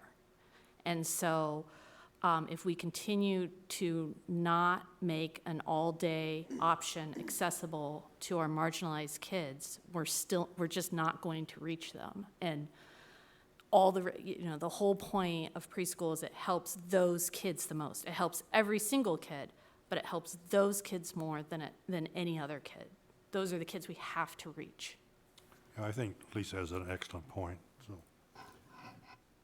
Yeah, I thought that was, the intention of this was to make sure it was preschool for everyone. And I think this is touching on a concern I've expressed to several members of the board and the superintendent, and that is that these are questions we should have asked and answered and discussed as a board before we asked the joint entities to get on board. And, some of us don't agree about that, but I feel very strongly that we put the cart in front of the horse on this. We went and asked for a number, and it's the first time I'd heard the plan in front of all those people as a board member, and that's not how it's supposed to work. And because there's disagreement about that, because it's not unanimous, my thinking is my thinking, I have to make a public record of that because I don't know how else to share that concern. Another question I would ask is, how do we know we're going to have 21 sites? Or, what if we do, what are they called? Centers. And we don't. We had to figure the model off of something. Right, but if I'm one of these entities, I'm going to ask the questions we just asked, and I'm also going to say, what other funding sources, did we explore besides Lost? How did we land on Lost? I don't know anything about how we got to this because it was never discussed as a board, and I'm struggling with that. I am, because we made an ask, you guys, to all the entities, and we didn't even have answers among us yet. So what I want to make sure we're doing here is if we're changing the number, for example, which it sounds like we might need to, that's going to have to be something we have to be very careful about because we already asked for a number. And as a board member, the integrity of this board is what I care about. So when we go to them and we have some questions now, or, something someone said to us at that meeting was, why aren't you asking for all of it? Why aren't you asking for more? And I'm thinking, yeah, why aren't we? What's happening? How did I miss this whole thing? So now I'm thinking, if we're going to reintroduce a number and change what we're doing for good reason, what else should we be looking at? Are there other costs? This transportation cost is a big one. It's a big ticket item. I'd love to have more transportation costs go in there if we're talking to these entities about stuff. Why are we just talking about preschool? It's top priority, but so is transportation. We're worried about kids that live in certain catchment areas that have to cross dangerous roads, right? I'm just thinking, should we be looking at what else should be in this request before we take it again to the joint entities and say, just kidding about the first request? This is what we're actually asking for. And as you do move forward with that process, which I would like to be kept informed of, and I want the whole board to be part of that conversation, I think we need to know what other questions we want to ask them, joint entity, Iowa City. Do you have another idea for how we could get this funding? Because we got some pushback at the joint entities meeting. So do you have another idea? Is there another source that we should be asking you that might be a safer bet? So that's the kind of stuff I want to make sure we're looking at as we go forward, so that we continue to have a positive relationship with these joint entities and so that we don't compromise the integrity of the board.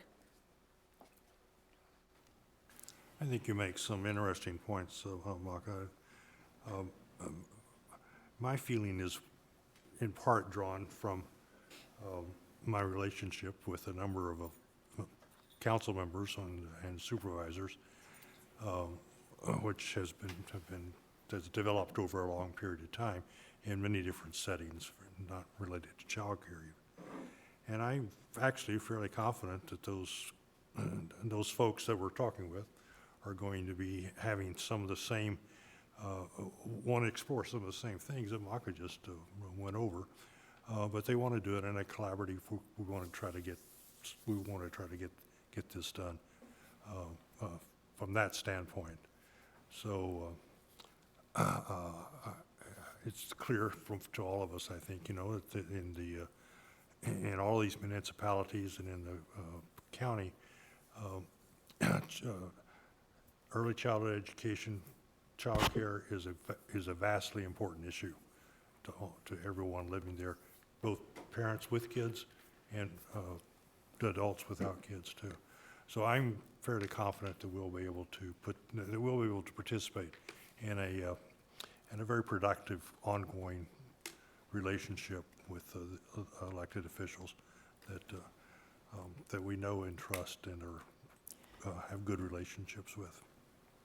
Absolutely. I think we all agree that early childhood education is very important. It's one of our top priorities, and I'm glad that you brought up the idea that we need to collaborate with the entities. And I'm reminded of what former board president Janet Godwin would often say. I think it was Janet Godwin, to take the time and trust the process. And so I think that's what we should focus on is, collaboration and trusting the process. And I know that we can move forward with this. Yeah, I agree with both Jane and Charlie. I think especially what you said, Charlie, about these city councils want to collaborate with us on preschool. That's the feedback that I think we got at joint entities, and they want to move forward and work together on this. So I think the timing's right. I think we move forward with the preschool discussions with them. I think really what they need to know is the cost. And that's going to be their number one question on whether or not they can move forward. And so to me, what we have to hammer out, in fact, I think one example of how they want to collaborate is that they've reached out and said, yes, please come to work session. We want to talk about this more, and we want to sit down and talk details and what we have to do. So I think we need to move forward with that. We just need to shore up this budget process so that when we have those discussions, they can understand the dollar amount, what the ask is for, and where those dollars would go. Yeah, and what the dollars are actually buying. Yeah, yes, where they go, what the dollars are for. I agree. But it sounds like in order for us to get there, we have to come to an agreement of what that budget looks like. And in order to do that, I think it may be a work session. I hate to say that, but for us to make sure we hammer down on the budget item that you raised some good questions and suggestions on. We have to allow the team time enough to dig into that and put that resource into there. I don't think it's fair for them to try and do that on their feet tonight, but to get more preparation to sit down with us in a setting where this is the item we're focused on and we're hammering on. And I could be wrong, that's just a suggestion I'm throwing out. I want to see where other people are landing. Yeah, I think staff, this is, I don't know if we need a work session at this point. We've defined, we need a number. It's the work that we need you folks to do. That's just deciding, how much per kid, who are we going to bill? So the question will be, if I live in Iowa City and my kid goes to preschool in Coralville, who gets the bill? I mean, I think those practical things are going to be the kinds of things we need to be prepared to answer. And then an understanding where I don't think we're this is my assumption, I don't think we're asking for a overall dollar amount. I think we're asking for a per kid amount, right? And so that municipalities understand, you know, if, for example, in a given year, you've got 20 fewer kids, we're going to be billing out. That's kind of where where my thought is. We'll bill out. And so how we do that, I think, is going to be pretty important on our end. You know, from a work session, from a board, to me, I'm saying we want preschool for every one of our kids all over our district. We would like a portion of the lost sales tax revenue for that. I think the selling point and why we're not asking for more is probably a thought of we don't want to be greedy, that we want this to pass. We want municipalities to understand, and I don't think it is greedy. I think this helps everyone. I believe very strongly in preschool. And these folks have spent a bunch of their ESSER dollars on things that they also believe are important, and they probably continue to think that. So I just think we need to, as a board, have our messaging, right, as far as digging in and figuring out how much that's going to be. That doesn't feel like a work session to me. That feels like staff. That's what I agree, JP. It doesn't feel like a work session to me because I feel like the board has articulated a vision that you just articulated. We want preschool for all the kids. We want the wrap, and we want it at the 21 sites. That's the model that we've got. And so that, I think, is just the work that the staff needs to do behind the scenes and put the numbers together. I mean, I don't think we would ever put the numbers together at a work session. I mean, gosh forbid, because I would have to bring a really big calculator. No, I don't think we need to do that as far as this is concerned. When did we decide what the number, the greedy number is? When did we decide why we're categorizing this amount? We never voted on it. We never discussed it. Tell me more about Lost. Tell me why we chose it. I don't know anything. How did we land on it? Do any of you know? Well, I don't think there's another single untapped revenue source in Johnson County. I mean, if there is, name it. But Lost is the only funding pool that this county and municipalities haven't tapped into. So that's the only choice, because we're not going to get the funding from the legislature. There's not going to be a grant that falls out of the federal government's sky. The federal Congress isn't funding preschool anytime soon. So there aren't other options to consider when we talk about funding. There's just one, and it's Lost. So you're sure about that? Because I did not understand it that way. The feedback I got from city council people was they had other ideas, but maybe you've already spoken to them. I haven't had that told to me. I can only talk to my perspective. And you are not aware of any. You've asked them and they've said there aren't any. I have not asked every single city council member. I mean, I think that's like 45 people, so I can't represent that, Mary No, I don't Kay. mean that. I mean, like city managers, there's only 3 of those, 4 of those. Have we asked them about their other sources? I'm just wondering if Lost is the only one, that's even more important, you guys. It sunsets in 10 years, is that correct? No. When does it sunset? I just don't know anything about it. Well, I mean, you can learn about it if you want. That's what I'm doing right now. I just want to know what Lost, how do we land on it? Because if it is the only source, maybe we should be asking for more, guys. If this is the only funding we're going to see, maybe we should talk about what else we would just love to have it in there. I mean, I'm not saying we ask for, the joke was, why don't you ask for all of it? I'm not suggesting that, guys. But what if we say, like, seriously, transportation costs are just super challenging, and we're not sure how we're going to do that. So what if we earmarked that too? Like, why are we just earmarking one thing? Well, I'm just asking. I'll just say I'm personally uncomfortable asking for more than funding preschool, and that's not a direction that I would want to head in with the proposal. I'm sorry, Lisa, what was your reservation there? I don't want to look at other district programs like enrichment classes or alternative busing, or like I believe that I just want to focus on preschool, and I don't see the need to expand that discussion. I think that it slows the work down. I think this is a solid proposal that the team has come up with, and I think it is the single most transformative program that we could do from this table to change the lives of kids in this district. And so we can slow down and we can stop this work by asking a bunch of questions about shouldn't we pay for extra buses for alternative routes, or shouldn't we pay for extracurriculars, or we could actually do something good for the students of this district and come together and move this forward.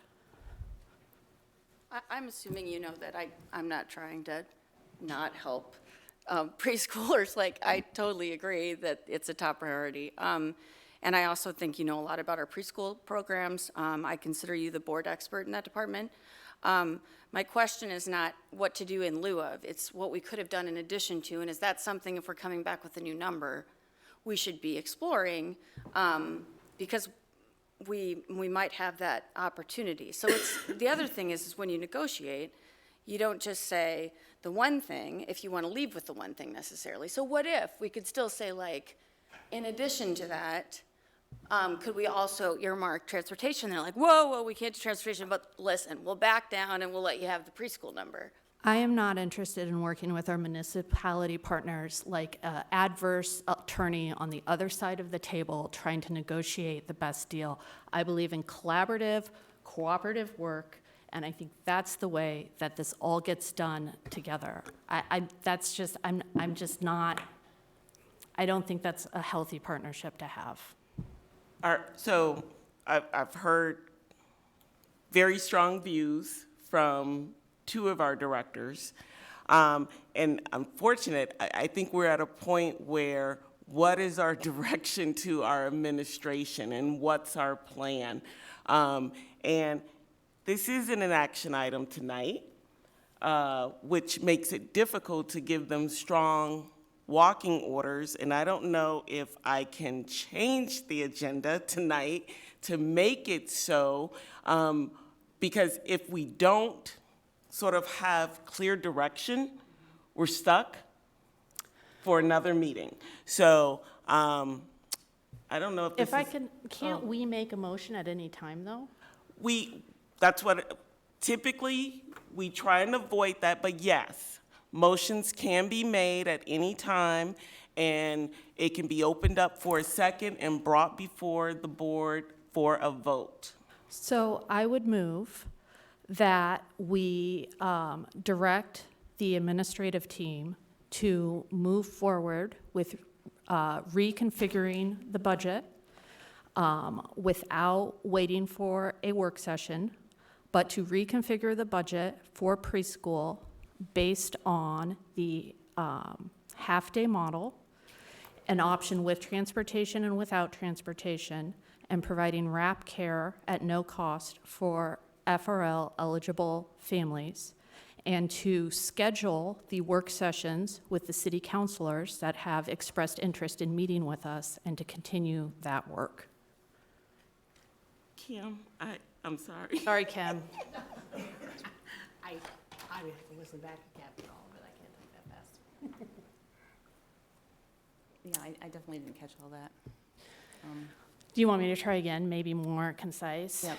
I move that the board directs the administrative team to move forward with meeting with the city council that have expressed interest in collaborating and continuing the Lost and preschool discussion, as well as reconfiguring the budget to align with the goals that we discussed tonight for the preschool program.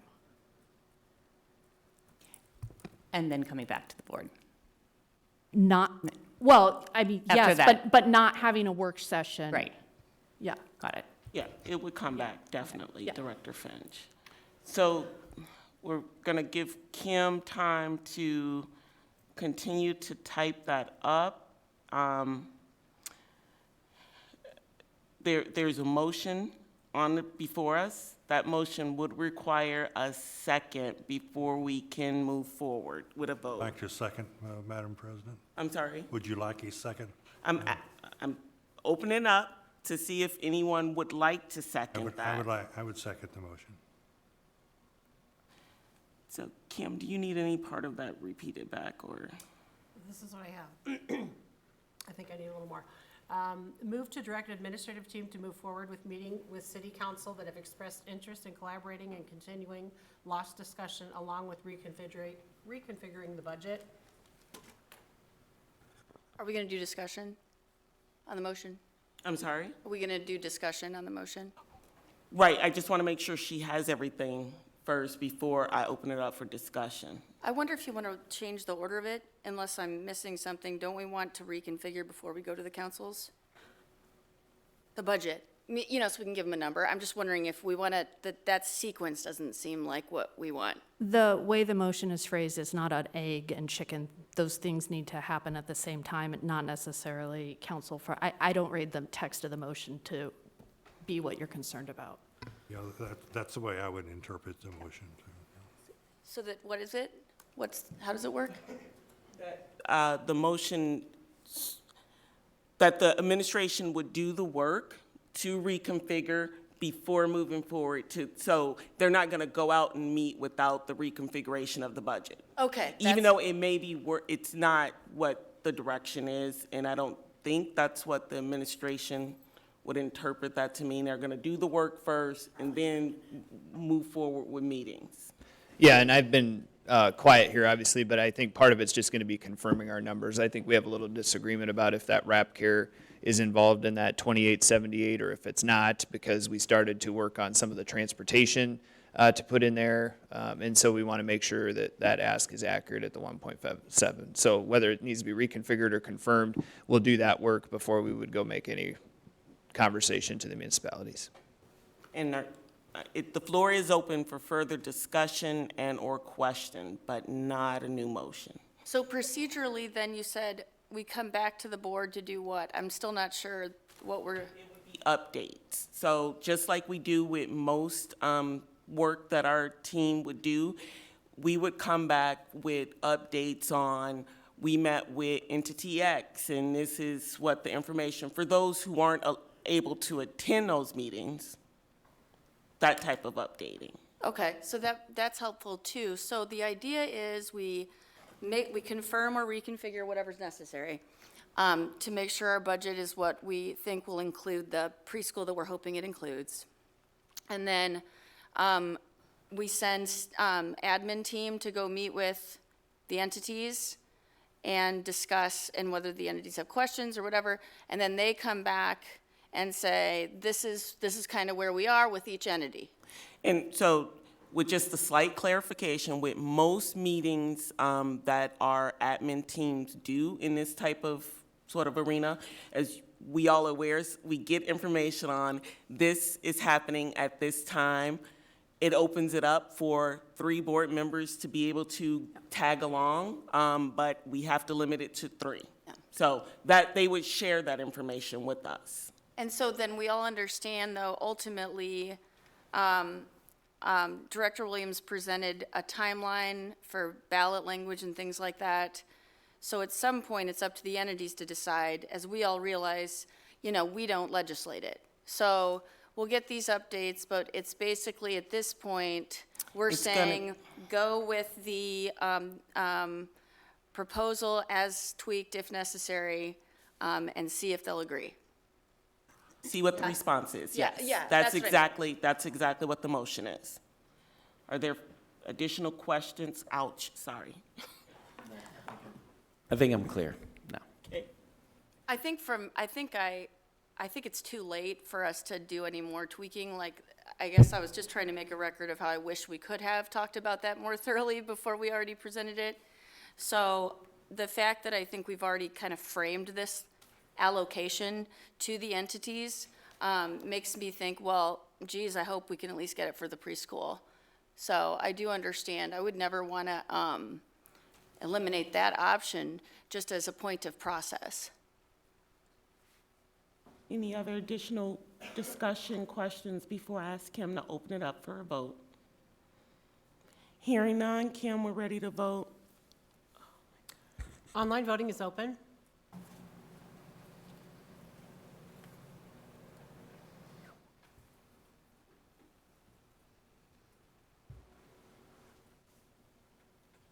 All votes have been cast and the motion carries with all directors voting in favor.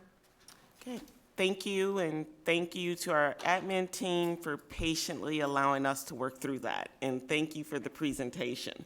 Sorry, can I ask one question before we move on? Yes, I know you really Superintendent want to, Degner. yeah. So with the meetings that are coming up and the 3 board members, instead of leaving that to happen chance, what I thought I would do if it was okay with the board was create a schedule when those meetings are going to happen. Email, or if you want to email me that you're interested in doing that at some point, we can either draft a schedule or I can let you know that, hey, Yes. these 3 board members did it, and then we can shoot something back to you about a Yes. proposed schedule. That would be great. We'd be happy to take care of that if Yes, that's okay. I like that. Okay. Thank you, Superintendent Degner. Next up is our enrollment projections.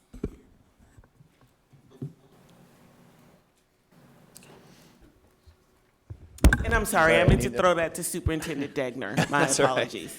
And I'm going to turn it over somewhat to Adam and Chase here to introduce our guest. And so we are excited to share some enrollment projections with you, although I'm not sure excited is the word we'd use throughout what you'll see with some of the data. But I do think it's a good, it's going to be a very important data point for us to have as we move forward and consider some next steps, whether it's with facility master planning or budget or any of those items. And so we wanted the expert here to walk through some of the data because we had a lot of questions, and I'm assuming you'll have a lot of questions too.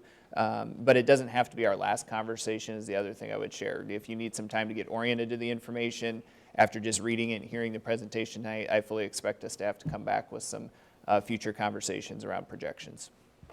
With that, Adam or Chase, who gets to do the introduction? I'll just keep this short and make the introduction. Joining us tonight is Karen Daniel Hamburg from Corporate Strategies.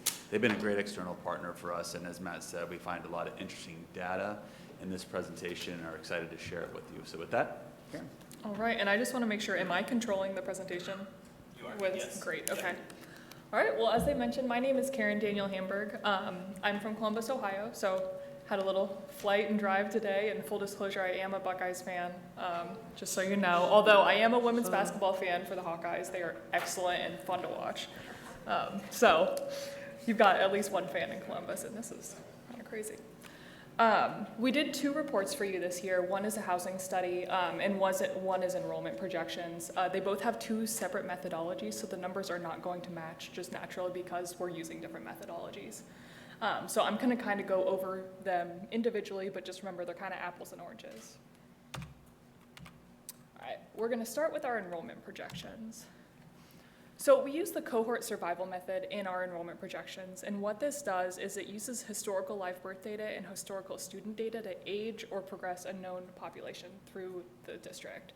So we look at grade to grade, year to year. So kindergarten this year is going to be first grade next year. 2 years they're going to be second grade, and so on. We look at all of your historical enrollment from the last 10 years by grade. We also look at the resident live birth counts. With the births, we are looking at births just for residents of your district. So I could have a baby in Des Moines and my birth would still be counted here. We also took a look at housing, building permits, and housing development information and factored that in kind of slightly on the side for the enrollment projections. Of course, in the housing study, we're going to factor that in a lot higher.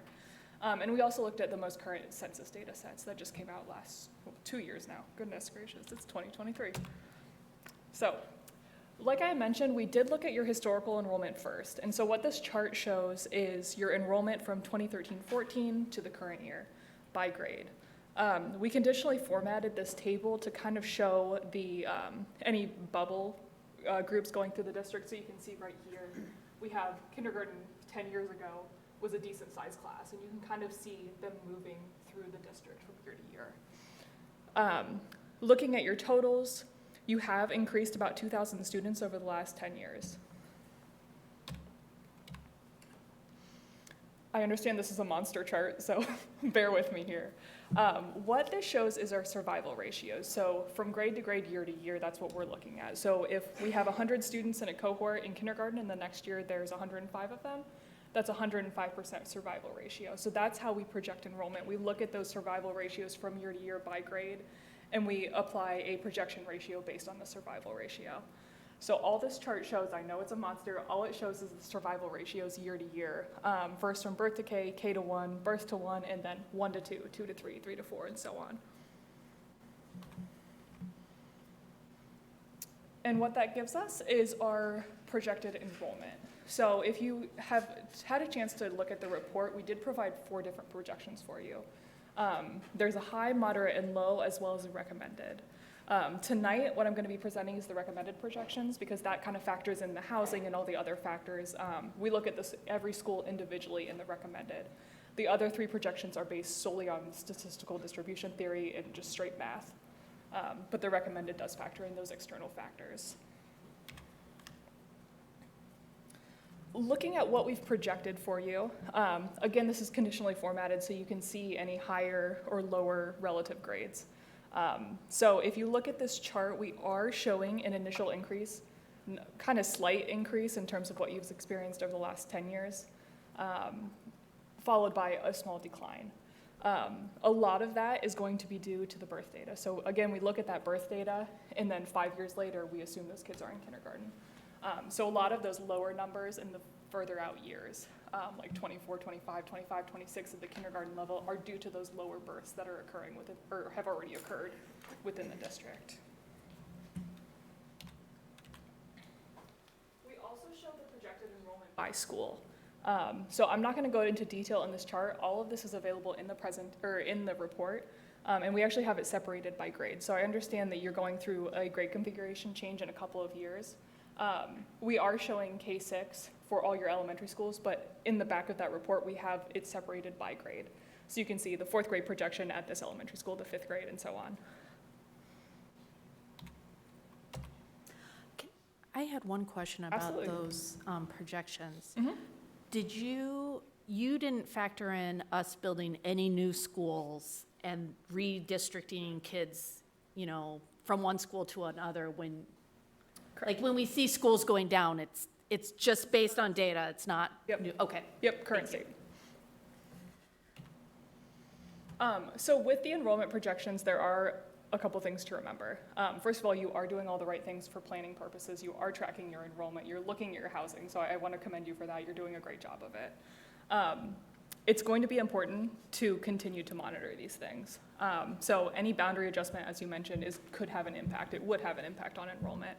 Any new school openings, school closures, the pandemic had a huge impact across the entire country as well. So I also understand that there's a school voucher program that's going to be starting that can also impact your enrollment too. So that's going to be very, very important to monitor as that starts up. All right, so moving on to the housing study, as I mentioned before. Karen, could you go back to that slide, please? Absolutely. Is there a factor there for immigration? What was that? Is there a factor there for immigration? Immigration. That certainly would have an impact if you start seeing more students immigrating here. If it has been occurring in the past, if it has continually been occurring, that would be naturally factored into those numbers based on the historical enrollment that we're looking at. Okay, thanks. All right. So looking at our housing study, as I mentioned, these are different methodologies. This uses, instead of the cohort survival method, what we're using is student yields. So the student yield is just the ratio of students divided by housing unit. So in my image here, you see 10 houses and there's 5 kids. This would be a student yield of 0.5 students per housing unit. So moving forward, when I start talking about fractions, that's what I'm talking about.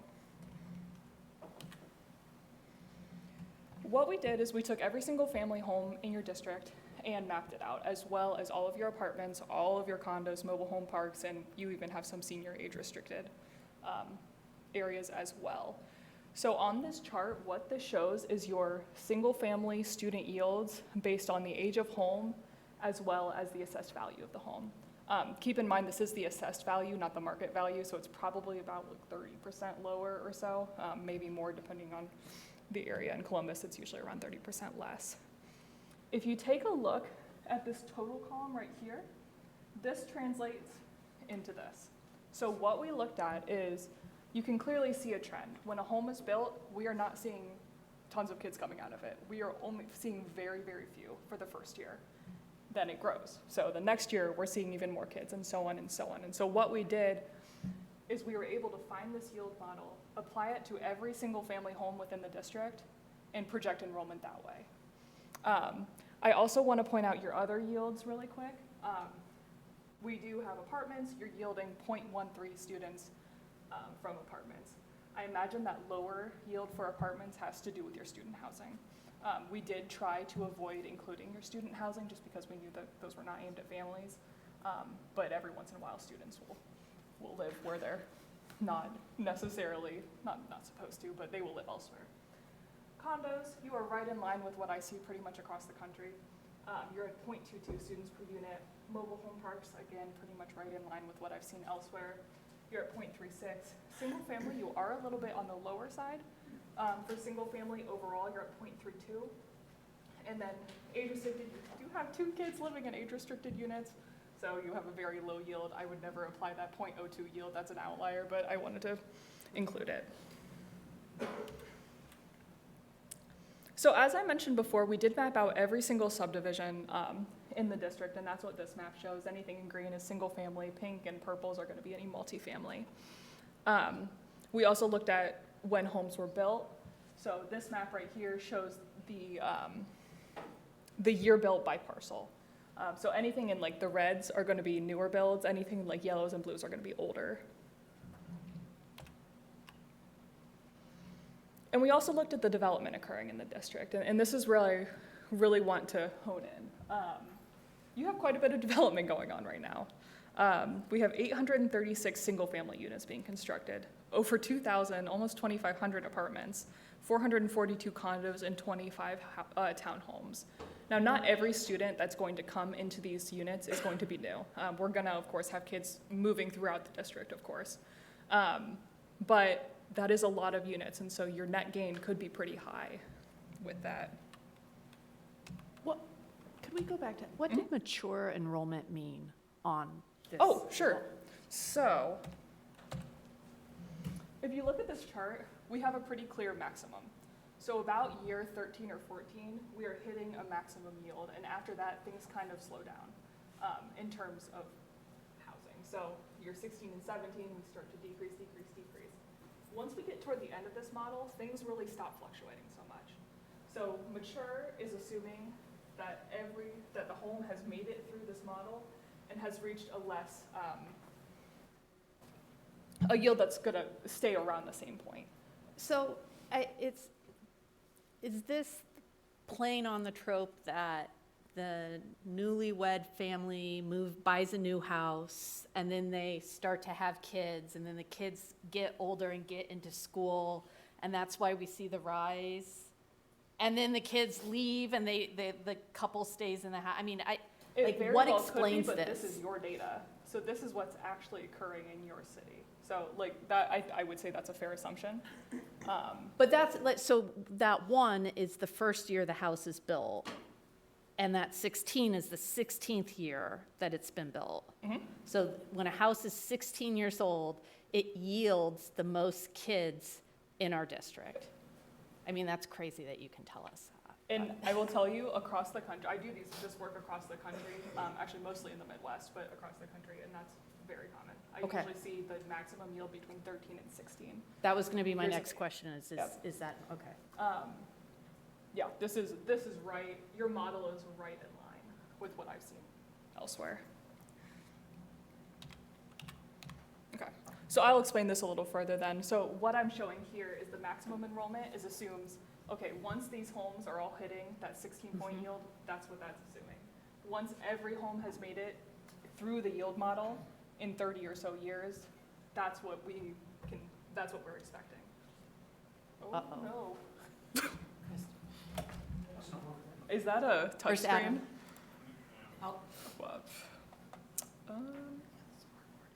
I apologize. Oh, there we go. Okay.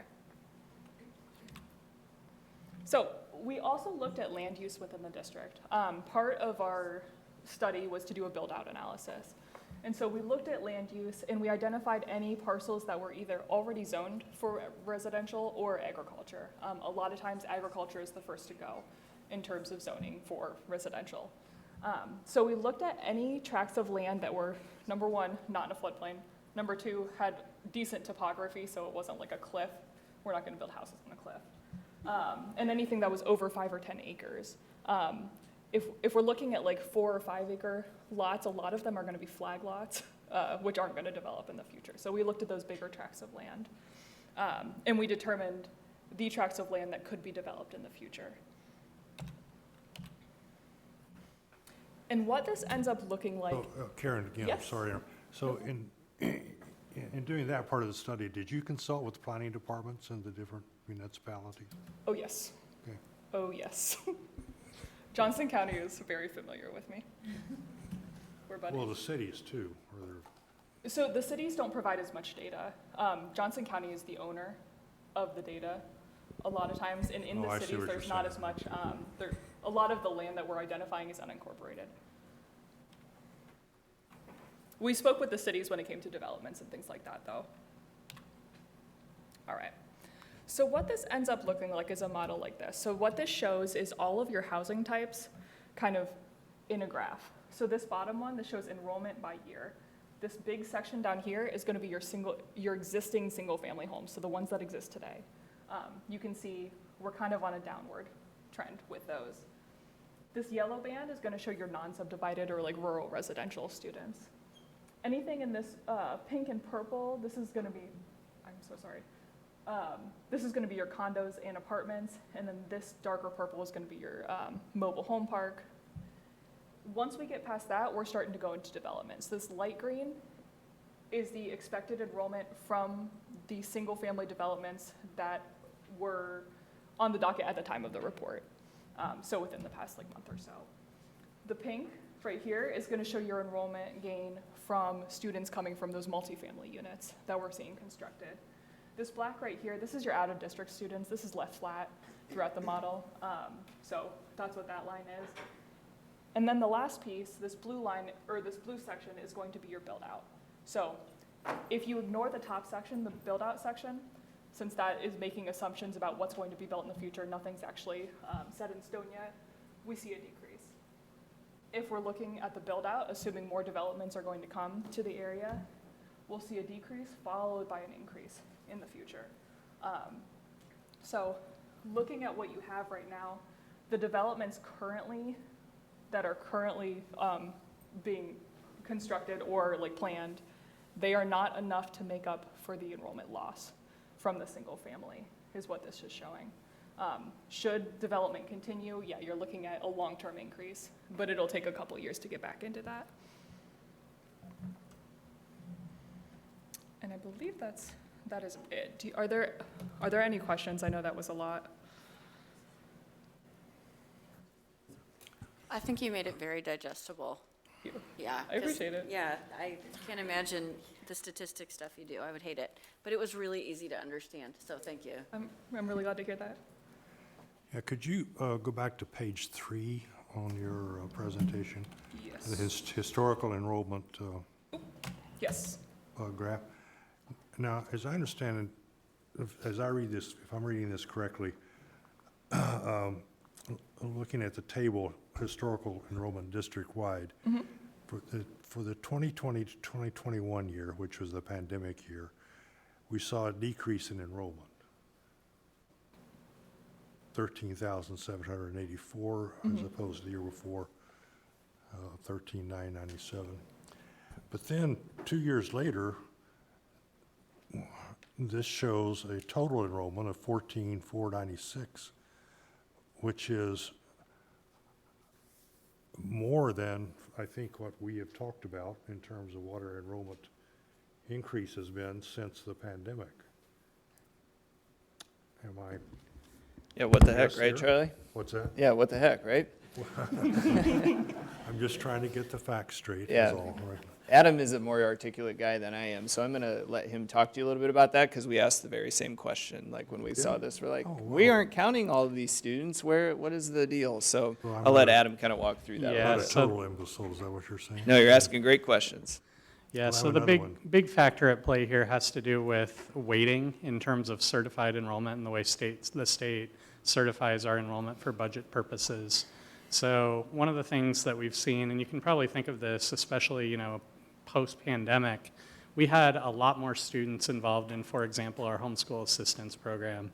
and other dual enrollment options. We also saw a pretty dramatic narrowing of the gap that we had historically had as it relates to open enrollment.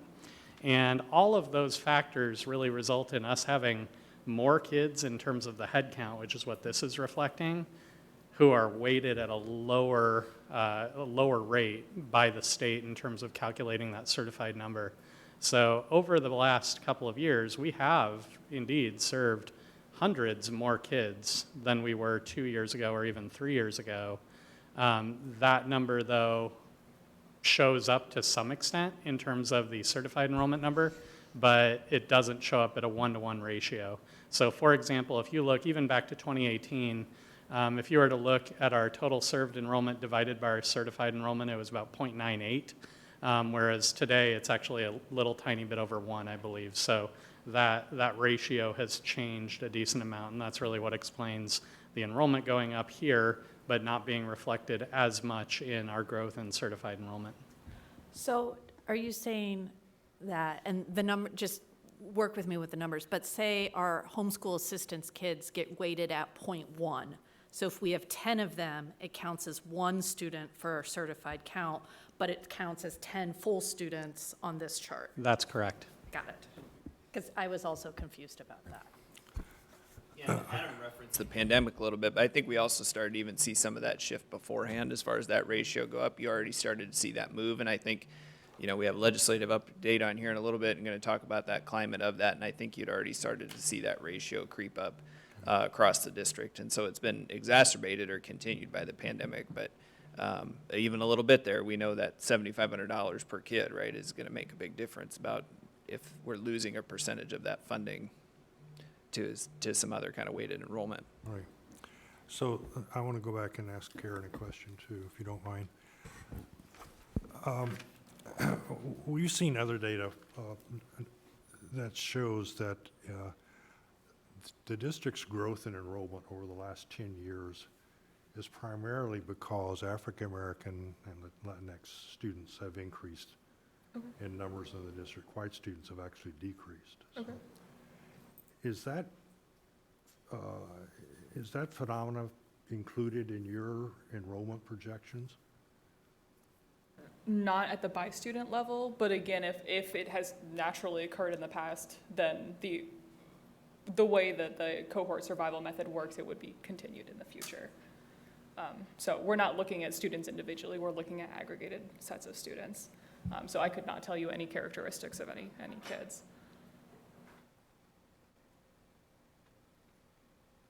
I have to think about that. Thank you. Are there additional questions or comments from directors regarding our projection reports? Thank you.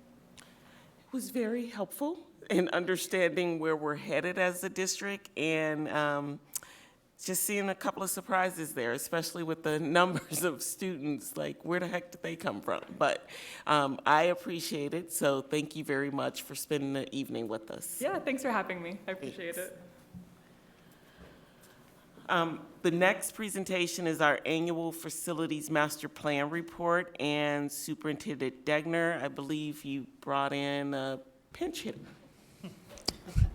We did. We got our heavy hitter here with us. So we're following up from the Operations Committee meeting with a presentation here during the full public board meeting around update around annual Facilities Master Plan Report. There are 33 slides, but Dwayne has assured me he'll be quick this evening and give us a high-level overview that we already did at the work session. And so we're going to let him go. We're thankful he's still here. I know he's got a long drive back tonight. So I do want you guys to hear from him a little bit and share some of those projects. And we got some neat pictures in there too and some good visuals, which I think really help tell the story. So thanks to Dwayne. Well, I accused Matt and Chase for putting me on last because they knew it was past my bedtime. Might have been a strategy. Okay, so there's 2 dates on here, and I will make it quick. There's 2 dates on here. That second one is when you first approved Facility Master Plan 2.0. So here we are about 13 months later, and you're wondering what have we been up to, so that's the purpose of this. So I kind of reversed the order from the operations meeting. The projects that are nearly done or have been done particularly the 8 new tennis courts at City High are really spectacular. We've done a lot of parking lot work at the 3 middle schools. And at Southeast, if you haven't been there, and I don't have a picture of it, we had a wonderful kitchen expansion along with a cafeteria, and we bumped it out into the courtyard. It's pretty cool. It's got a high school feel to it. You know, there's the counter and USB ports and all those good things that middle schoolers like to have. So that's what's going on there. Tennis courts, shows you 4 to the left, 4 to the right. Beautiful red courts, black fencing. I think it's really appropriate. And Jeff, Director Pilcher did make a request for practice boards to be put up, so that's on your list. I didn't want you to forget. Yeah, great, thanks a lot, Bush. So projects under construction, obviously, there's several of them that is fulfilling that promise that we had. Coralville Central, new secured front entrance, but there's more to it than that. We put in a second elevator to make what I call the east wing more accessible. We upgraded and redone the nursery and health service offices. You're going to see that's a pretty familiar theme in all these projects. We've done a lot of those health service offices. They needed to be upgraded, no exception here. The secured entrance, we modified one of the classrooms and again made the administration better. That's what it's going to look like, hopefully. This is what it looked like a week ago. So I'm trying to make it relevant to you. I mean, it's in progress. Still a lot of work to go, but you notice the old part of the building on the left and some of that new stonework there that we did at the last renovation. Yeah, I could talk about these babies. You know, all these students are your babies. All these buildings are mine. So anyway, Weber, again, a new secured front entrance reception. We're improving the health service office. It's going to be very similar to what we did at Wickham. That's the old sculpture or ironwork art that was there. I call it a bird's nest. It's gone, sorry to say, but because when we did that new addition, we pulled it out away from the building and that had to go away. So, but that's what it looked like a week ago. Garner Elementary, and we're going to have eventually the same problem at Van Allen, but the cafeterias are just too small. They're undersized. So the solution at Garner was to pull it out into the corridor and have a multi-use corridor cafeteria, but then to pull out the administrative offices and redo those. Again, doing nursing and some of the other spaces that needed to be done there and improving the security. It had a secured entrance, don't get me wrong, but this is going to be a little bit nicer, I think. And what you're looking at on the top is the view from the right side of the addition, the bottom view is the left side. And what most people didn't realize, if you're not familiar with Garner, there's actually 2 sets of doors on the front of that building. We maintained them. That's what it looked like a week ago today, as a matter of fact. So it's moving right along. I'm pleased with it.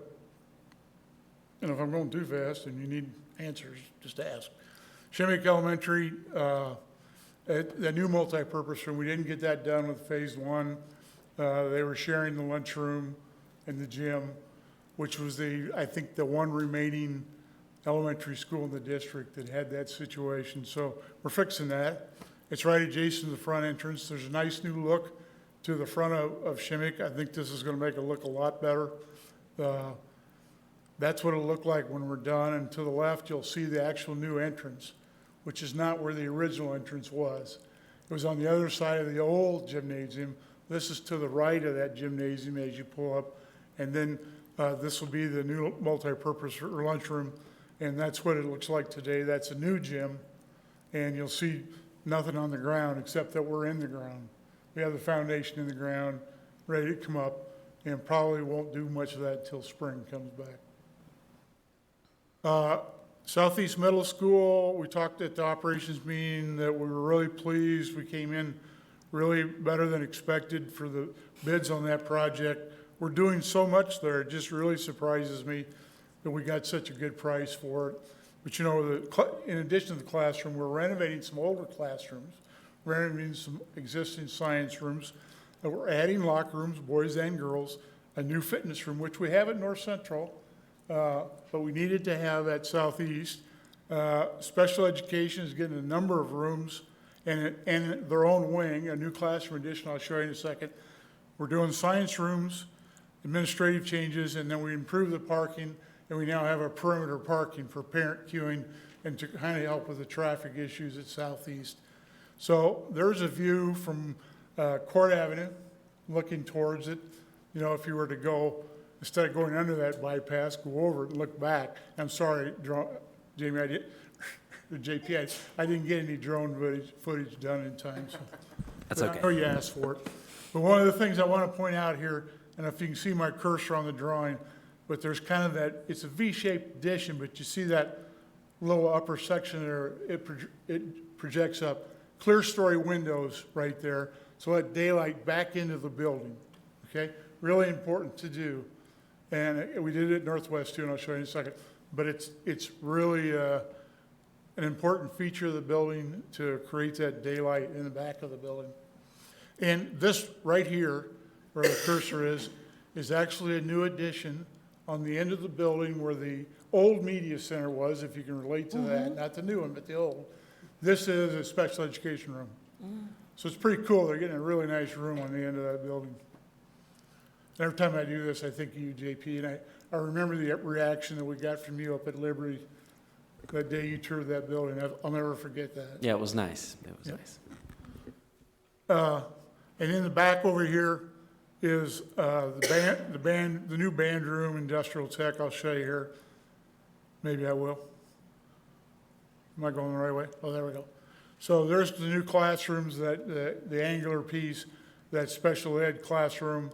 In the interior here is the student commons and collaborative space, which I've heard both good and bad at the middle school level, but it's here and they'll be able to use it.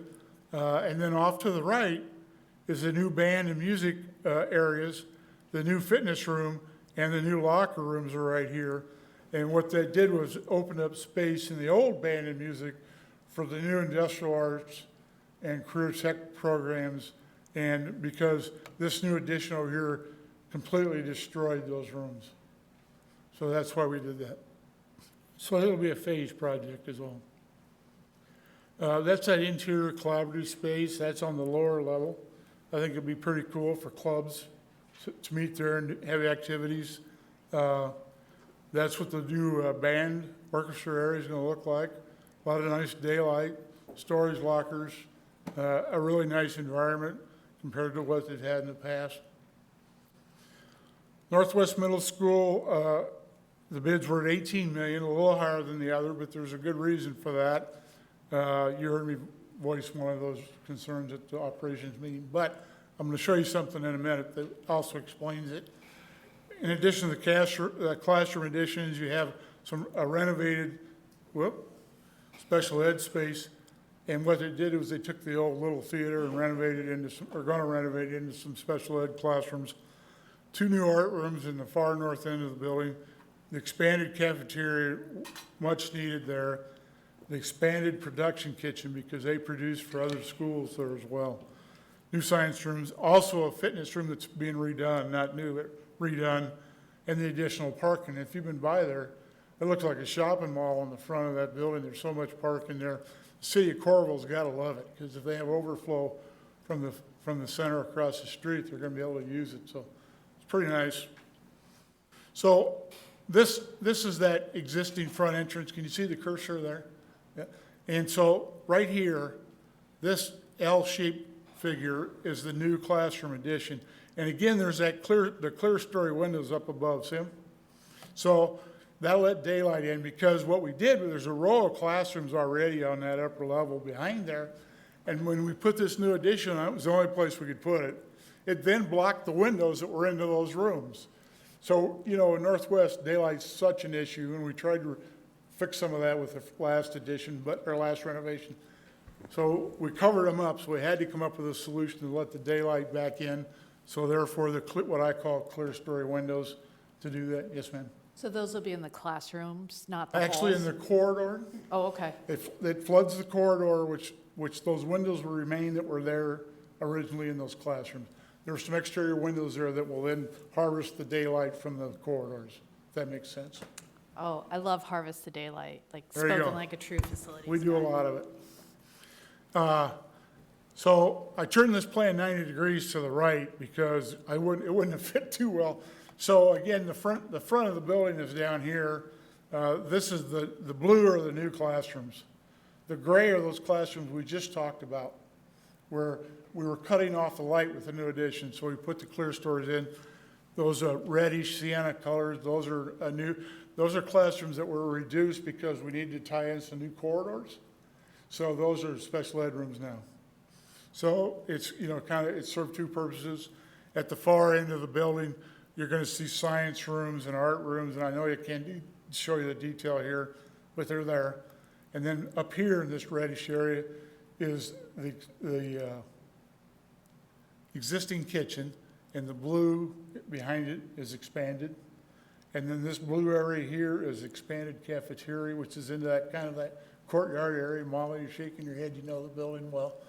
And this is the existing cafeteria right here, as well as above. So we're at least adding half again as much for that district. It's going to go from 800 to 1,200 students in theory. So it needed the space. North Central, we took bids today, and we had 5 of them. And we were pleased because they exceeded our expectations. So they came in, the low bid was 16.99 million. Let's call it 17. Which surprised me because I thought this would be the most expensive of the 3 additions. Because there's several additions on the building, and I don't mean to get into the weeds so much, but part of the second floor actually projects over and lays on top of the existing building. So you're building this addition that comes up and goes back over. So structurally it was a challenge, okay? Besides the challenge of the utilities that we talked about last time. So we had that. We have the expansion of the kitchen in the cafeteria, which again we needed to do. Some really cool science and art rooms in that building already. We're going to make them better. We're renovating the family consumer science area. It was just kind of a poor layout, so they're being totally gutted and renovated. We're expanding administration. We're creating a new health service office again. I see you get the theme here. So you can't do one without the other if you're going to make it right, in my mind. There's a new roadway that goes around the outside, which is going to help with parent queuing there. There's a lot of new parking there. We were improving the administrative office space, and I think this is going to be a pretty cool building. And that's the look from the southwest. This, where my cursor is, the addition that we just did, okay? So all this over here, and that new entrance is all new addition to the building. Classroom addition. This is the new cafeteria addition right here on the, what is it, the east side of the building? It is, east side of the building. And going to be a very nice addition. The high windows, that morning sunlight in there is going to be glorious, I think. So the blue area again are this is the first floor classrooms on the west end of the building. The upper right here is the new cafeteria expansion. This blue area here is the new kitchen expansion. This sienna area here is the home ec redo. Then down below is administration and nursing. And this in here is also part of the kitchen renovation. Then you got the second floor, and right here, where my cursor is, the part that lays over the top of the existing building. Going to create some structural issues, but I think we've got it figured out. Phasing, how to get it done, is another issue there. But these are some really nice science rooms on this floor and art rooms on this floor. We always tend to put the science rooms on the second floor because we have a lot of venting to do, and you get it up through the roof. Makes more sense. There's also some existing science rooms here that'll get renovated. These other areas will be some revised special ed areas. Out to bid is Horn Elementary. You had notice of the public hearing tonight. It's ready to go out the door, I think, tomorrow or the next day, soon. And it's going to have 4 new kindergarten rooms. It's got a couple preschool rooms. We're adding a new cafeteria, a new kitchen. We're converting the existing multipurpose lunchroom into the new media center. And the old media center is going to become 4 special ed classrooms. Pretty cool how we just kind of repurpose things and move them around, but that's what we do. Here it's kind of tough to see this one, but the blue areas right here on the right side are the new kindergarten rooms. Below it's the new cafeteria and kitchen. Upper left there are the 2 preschool rooms. The green area in the middle is the old existing multipurpose room, which will now become the new media center. And above it, those 4 rooms are the new special ed rooms. And you can see how much larger that media center is going to be than the one that's there now. We're going to create some new corridors to tie into that preschool wing. Down below here are the band and music rooms, and those are going to be done as well. So we're pretty pleased with the final solution for Horn. Looking forward to getting the bids in and getting this one going. So projects that are still in design. City High, the C wing renovation is the northeast renovation, the northeast wing behind the building. It's like 50s vintage building, needs a lot of help. You know, the casework is old, the finishes are old, so we're gonna bring it back to life. And renovate some classrooms along with the science rooms there. We're gonna do the HVAC work in the auditorium, which hasn't been done yet. And Eliza, we're going back to Lemmy to put in a new HVAC system. That was the first geothermal project done in the system, in the district some 25 years ago. And it's wore out or needs some additions. So we're going back and we're gonna do our best to upgrade Weber and Wickham while we're at it. And the Tyler building remodel is going to have, we're working on that. We've had special ed over there and technology and teacher learning people looking at spaces, trying to figure out the best use. We're going to create a conference training center that hopefully will seat 500 people. I'm going to skip this next one. Get to this. This one shows you what the conference room will look like in a normal seating classroom arrangement. There's some partitions, not unlike what you see in this building, that fold back into the wall so you can divide it into spaces. And then you can also turn the seats, and what you're seeing is the back of those rooms. So it's as if you're staying at the head of the classroom and looking at these tables and chairs. That is the lecture style seating, turn 90 degrees the other way.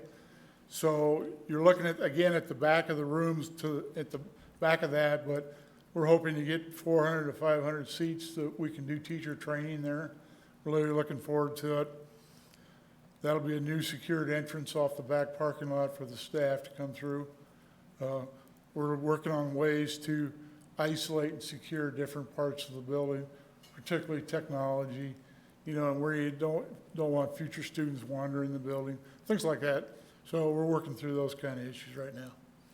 So at West High, I had a question asked at the last meeting, and they've been hard at work.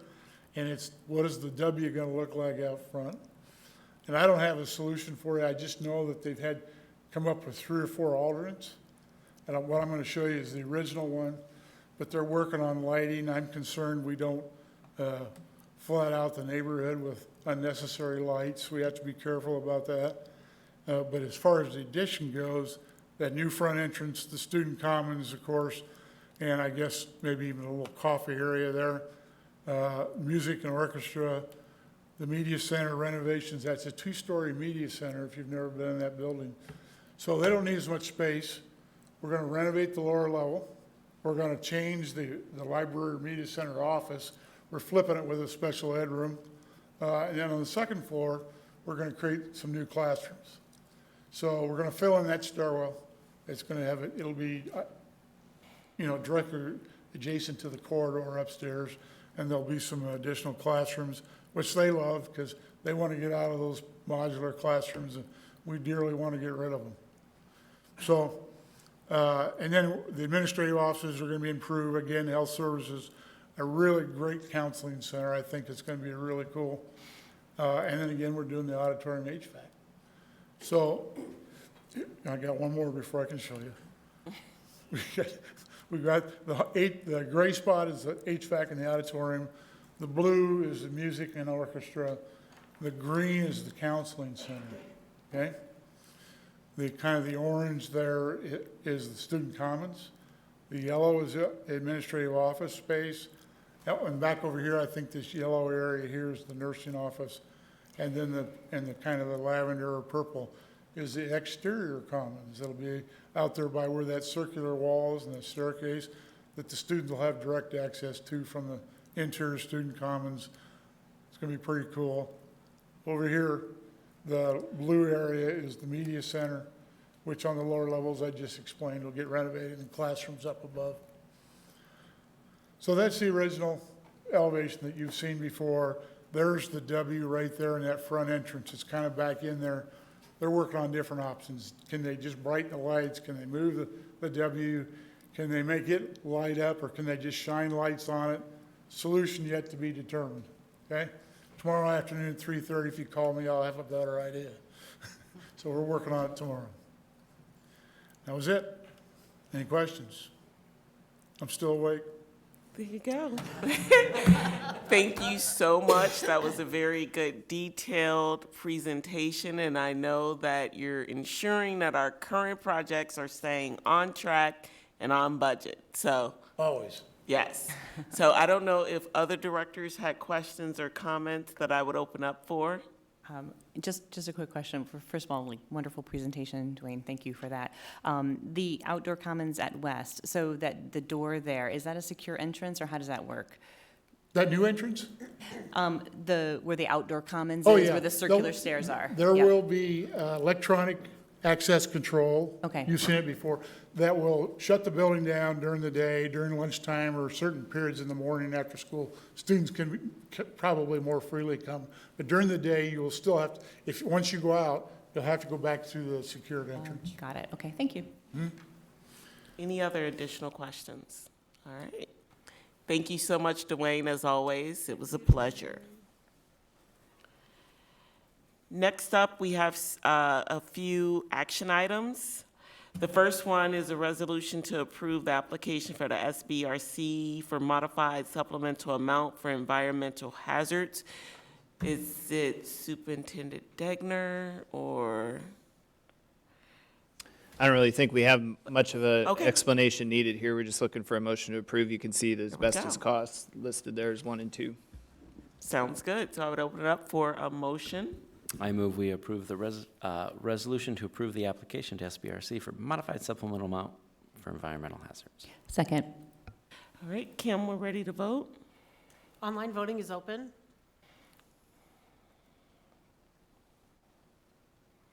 I'll be voting yay online, Kim. Thank you. All votes have been cast, and the motion carries with all directors voting in favor. Thanks. Next up is a purchase agreement for 1828 Morningside Drive. This is to help us expand the footprint at City High, and so it's a white house on the Circle Drive there as you enter City High's campus.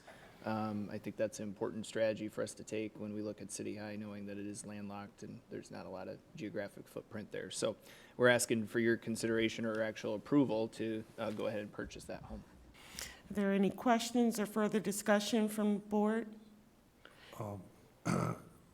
Matt, I didn't see it, maybe I just overlooked it. Is there an appraisal of the building that shows its value to be equal to or more than the purchase price? Dwayne's going to jump in Yeah, there. thank you. We didn't get an actual professional appraisal. We relied on the realtors' market surveys of houses in the neighborhood. And then we actually devalued it because of the condition of the house. So we felt that the price we offered was well below what somebody might pay for it, but our purposes were different. Okay, thank you. If there's no other questions, I would entertain a motion. I move we approve the purchase agreement for 1828 Morningside Drive. Second. If there's no further discussion, we will open it up for a vote. Kim, thank you. Online voting is open.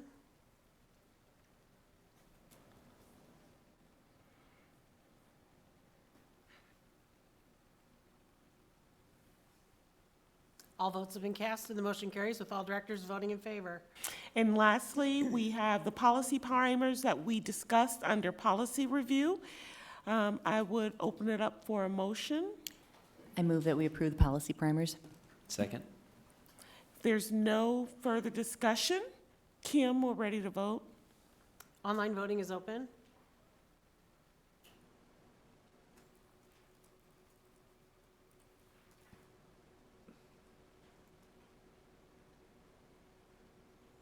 All votes have been cast and the motion carries with all directors voting in favor. Next is our legislative updates. There's the future dates for those sessions are listed. I don't know if Superintendent Degner had any additional. Yeah, we will keep you posted on the 17th. It's a no-school day for us that day, and just based on the legislators' availability, sometimes it's difficult for them to know depending on what happens at the end of the week on a Friday, but that would be our next one, Friday, February 17th. You see the March one follows spring break for the 24th. I'm sure we could all stand up here and rant and rave about savings accounts and, just, yeah, I'll just even filter myself, but it's going to be a rough legislative session in a lot of other areas, and I don't think it's finished yet. And so we're just continuing to tell people to not be discouraged and continue to communicate with your legislators. We do not have a whole slate of one party that represents Johnson County, and so I think sometimes that's been an easy reason not to feel like we needed to communicate or reach out based on the political leanings, but that's not the case here. And so we're encouraging folks to continue to do that and make sure their opinion's known. Brady and his team have been a big help from the association angle and just trying to share information the best we can. In fact, the surprising thing to me sometimes is how much they don't understand, just about what they're told, how it works, and how it's really not how it works, and how there's a whole other level of detail there. And we have to remember we know a lot more than they do about public education and how it works. So without going too far on, those are the next sessions. We'll get a chance to connect with our legislators. Final thing, February 14th is the Day on the Hill. If you want to register for that, it's $75 through the School Board Association. And you can spend a day, a good portion of it is actual programming, and then a small bit of it is connecting with legislators. It's more strategies about how to be effective if you do get to connect with them. So that's the update I have for tonight. Great. I don't know if any directors have any additional comments or questions. If not, we will move on to the final item, which is agenda setting. We have on February 14th, scheduled first, the Operations Committee meeting. And I believe Vice President Williams chairs that. That's correct. So we are going to do another budget session, and we would invite the full board to come. I would flag that that is Day on the Hill. We're going to start at 5. So if board members are planning to go on Day at the Hill, it's a pretty important ops budget committee at 5. Please plan to be back for that. And I'm sure we'll get wonderful news from Chase. Great. And that will be followed by our regular board meeting. We have our standard agenda listed there. Equity update, certified budget review assumptions, quarterly financial, policies 500 series. I know we talked earlier about adding a work session. I don't know, given that this agenda kind of looks a little bit more manageable, is that a night that we would be willing to do a work session after? Or are we looking at a different day? On student safety? Yes. I don't know if that's too soon for the team, Matt. We should take that into consideration as well. Or you want to touch base with the team? Well, we won't have the equity update. I need to talk to Kim. I don't know if we got off a meeting or what, but since we just had one this evening, we won't do that at the next meeting. But we do have a couple other presentations coming to you via exploration of innovative ideas in the district, the Tyler Building. Bold Leadership Network that's been supporting a couple of our new principals will be here to highlight. We might just work them as an extra educational showcase or something. So there'd be a couple ones I think we could fit in, a safety conversation on that. if we're going to do, my question was going to be if we were going to do the budget in ops. And so if everybody can make it for budget and ops, then I think we could do a work session after, and then we'll try to keep the rest of the agenda light so we don't, so we have some time and space for conversation afterwards. We'll also probably have a preschool follow-up, knowing that Yes, we have a couple Thank you. details to wrap up. So I have all those in my notes. that sounds great. I don't know if there's any, hearing all those and knowing that we're gonna try and plan for a work session, I don't know if people have parking lot suggestions they want us to keep track of, but we may not want to add additional to that. Okay, without adding anything additional, I just wanted to refresh my memory, Matt, of when you were going to be able to talk with the TRC, the Iowa City TRC group, and if we're going to bring that back at some point. Yeah, we have a meeting scheduled with them for late Friday afternoon, so we'll have a good chance to engage with them there. The thing I would also say is we've already begun some of this work, and so, you know, the concern was presented a while ago. We've already dug into some of our curriculum resources. We've already worked with the staff member. You know, we've been doing a lot of this work. We haven't heard from them directly, though, and I think that's an important step for us to take, and also to share out work in progress, and then probably hear ideas for suggestions they may have for us moving forward. So we can try to work in, you know, some kind of a brief update. Or is for that more meeting. in line with your more detailed equity update that's planned for the second meeting? On the 28th, that was going to be where I finished that one too, Ruthina, so we could come back on the 28th and Yeah, do that with that equity update. That would make sense to me anyway. Yeah, Okay. agreed. Okay, Perfect. if there's no other questions about the upcoming agenda, I would entertain a motion to adjourn. Please. So moved. Is there a second? All in favor? Aye. Aye. Thank you, admin team, for sticking with us.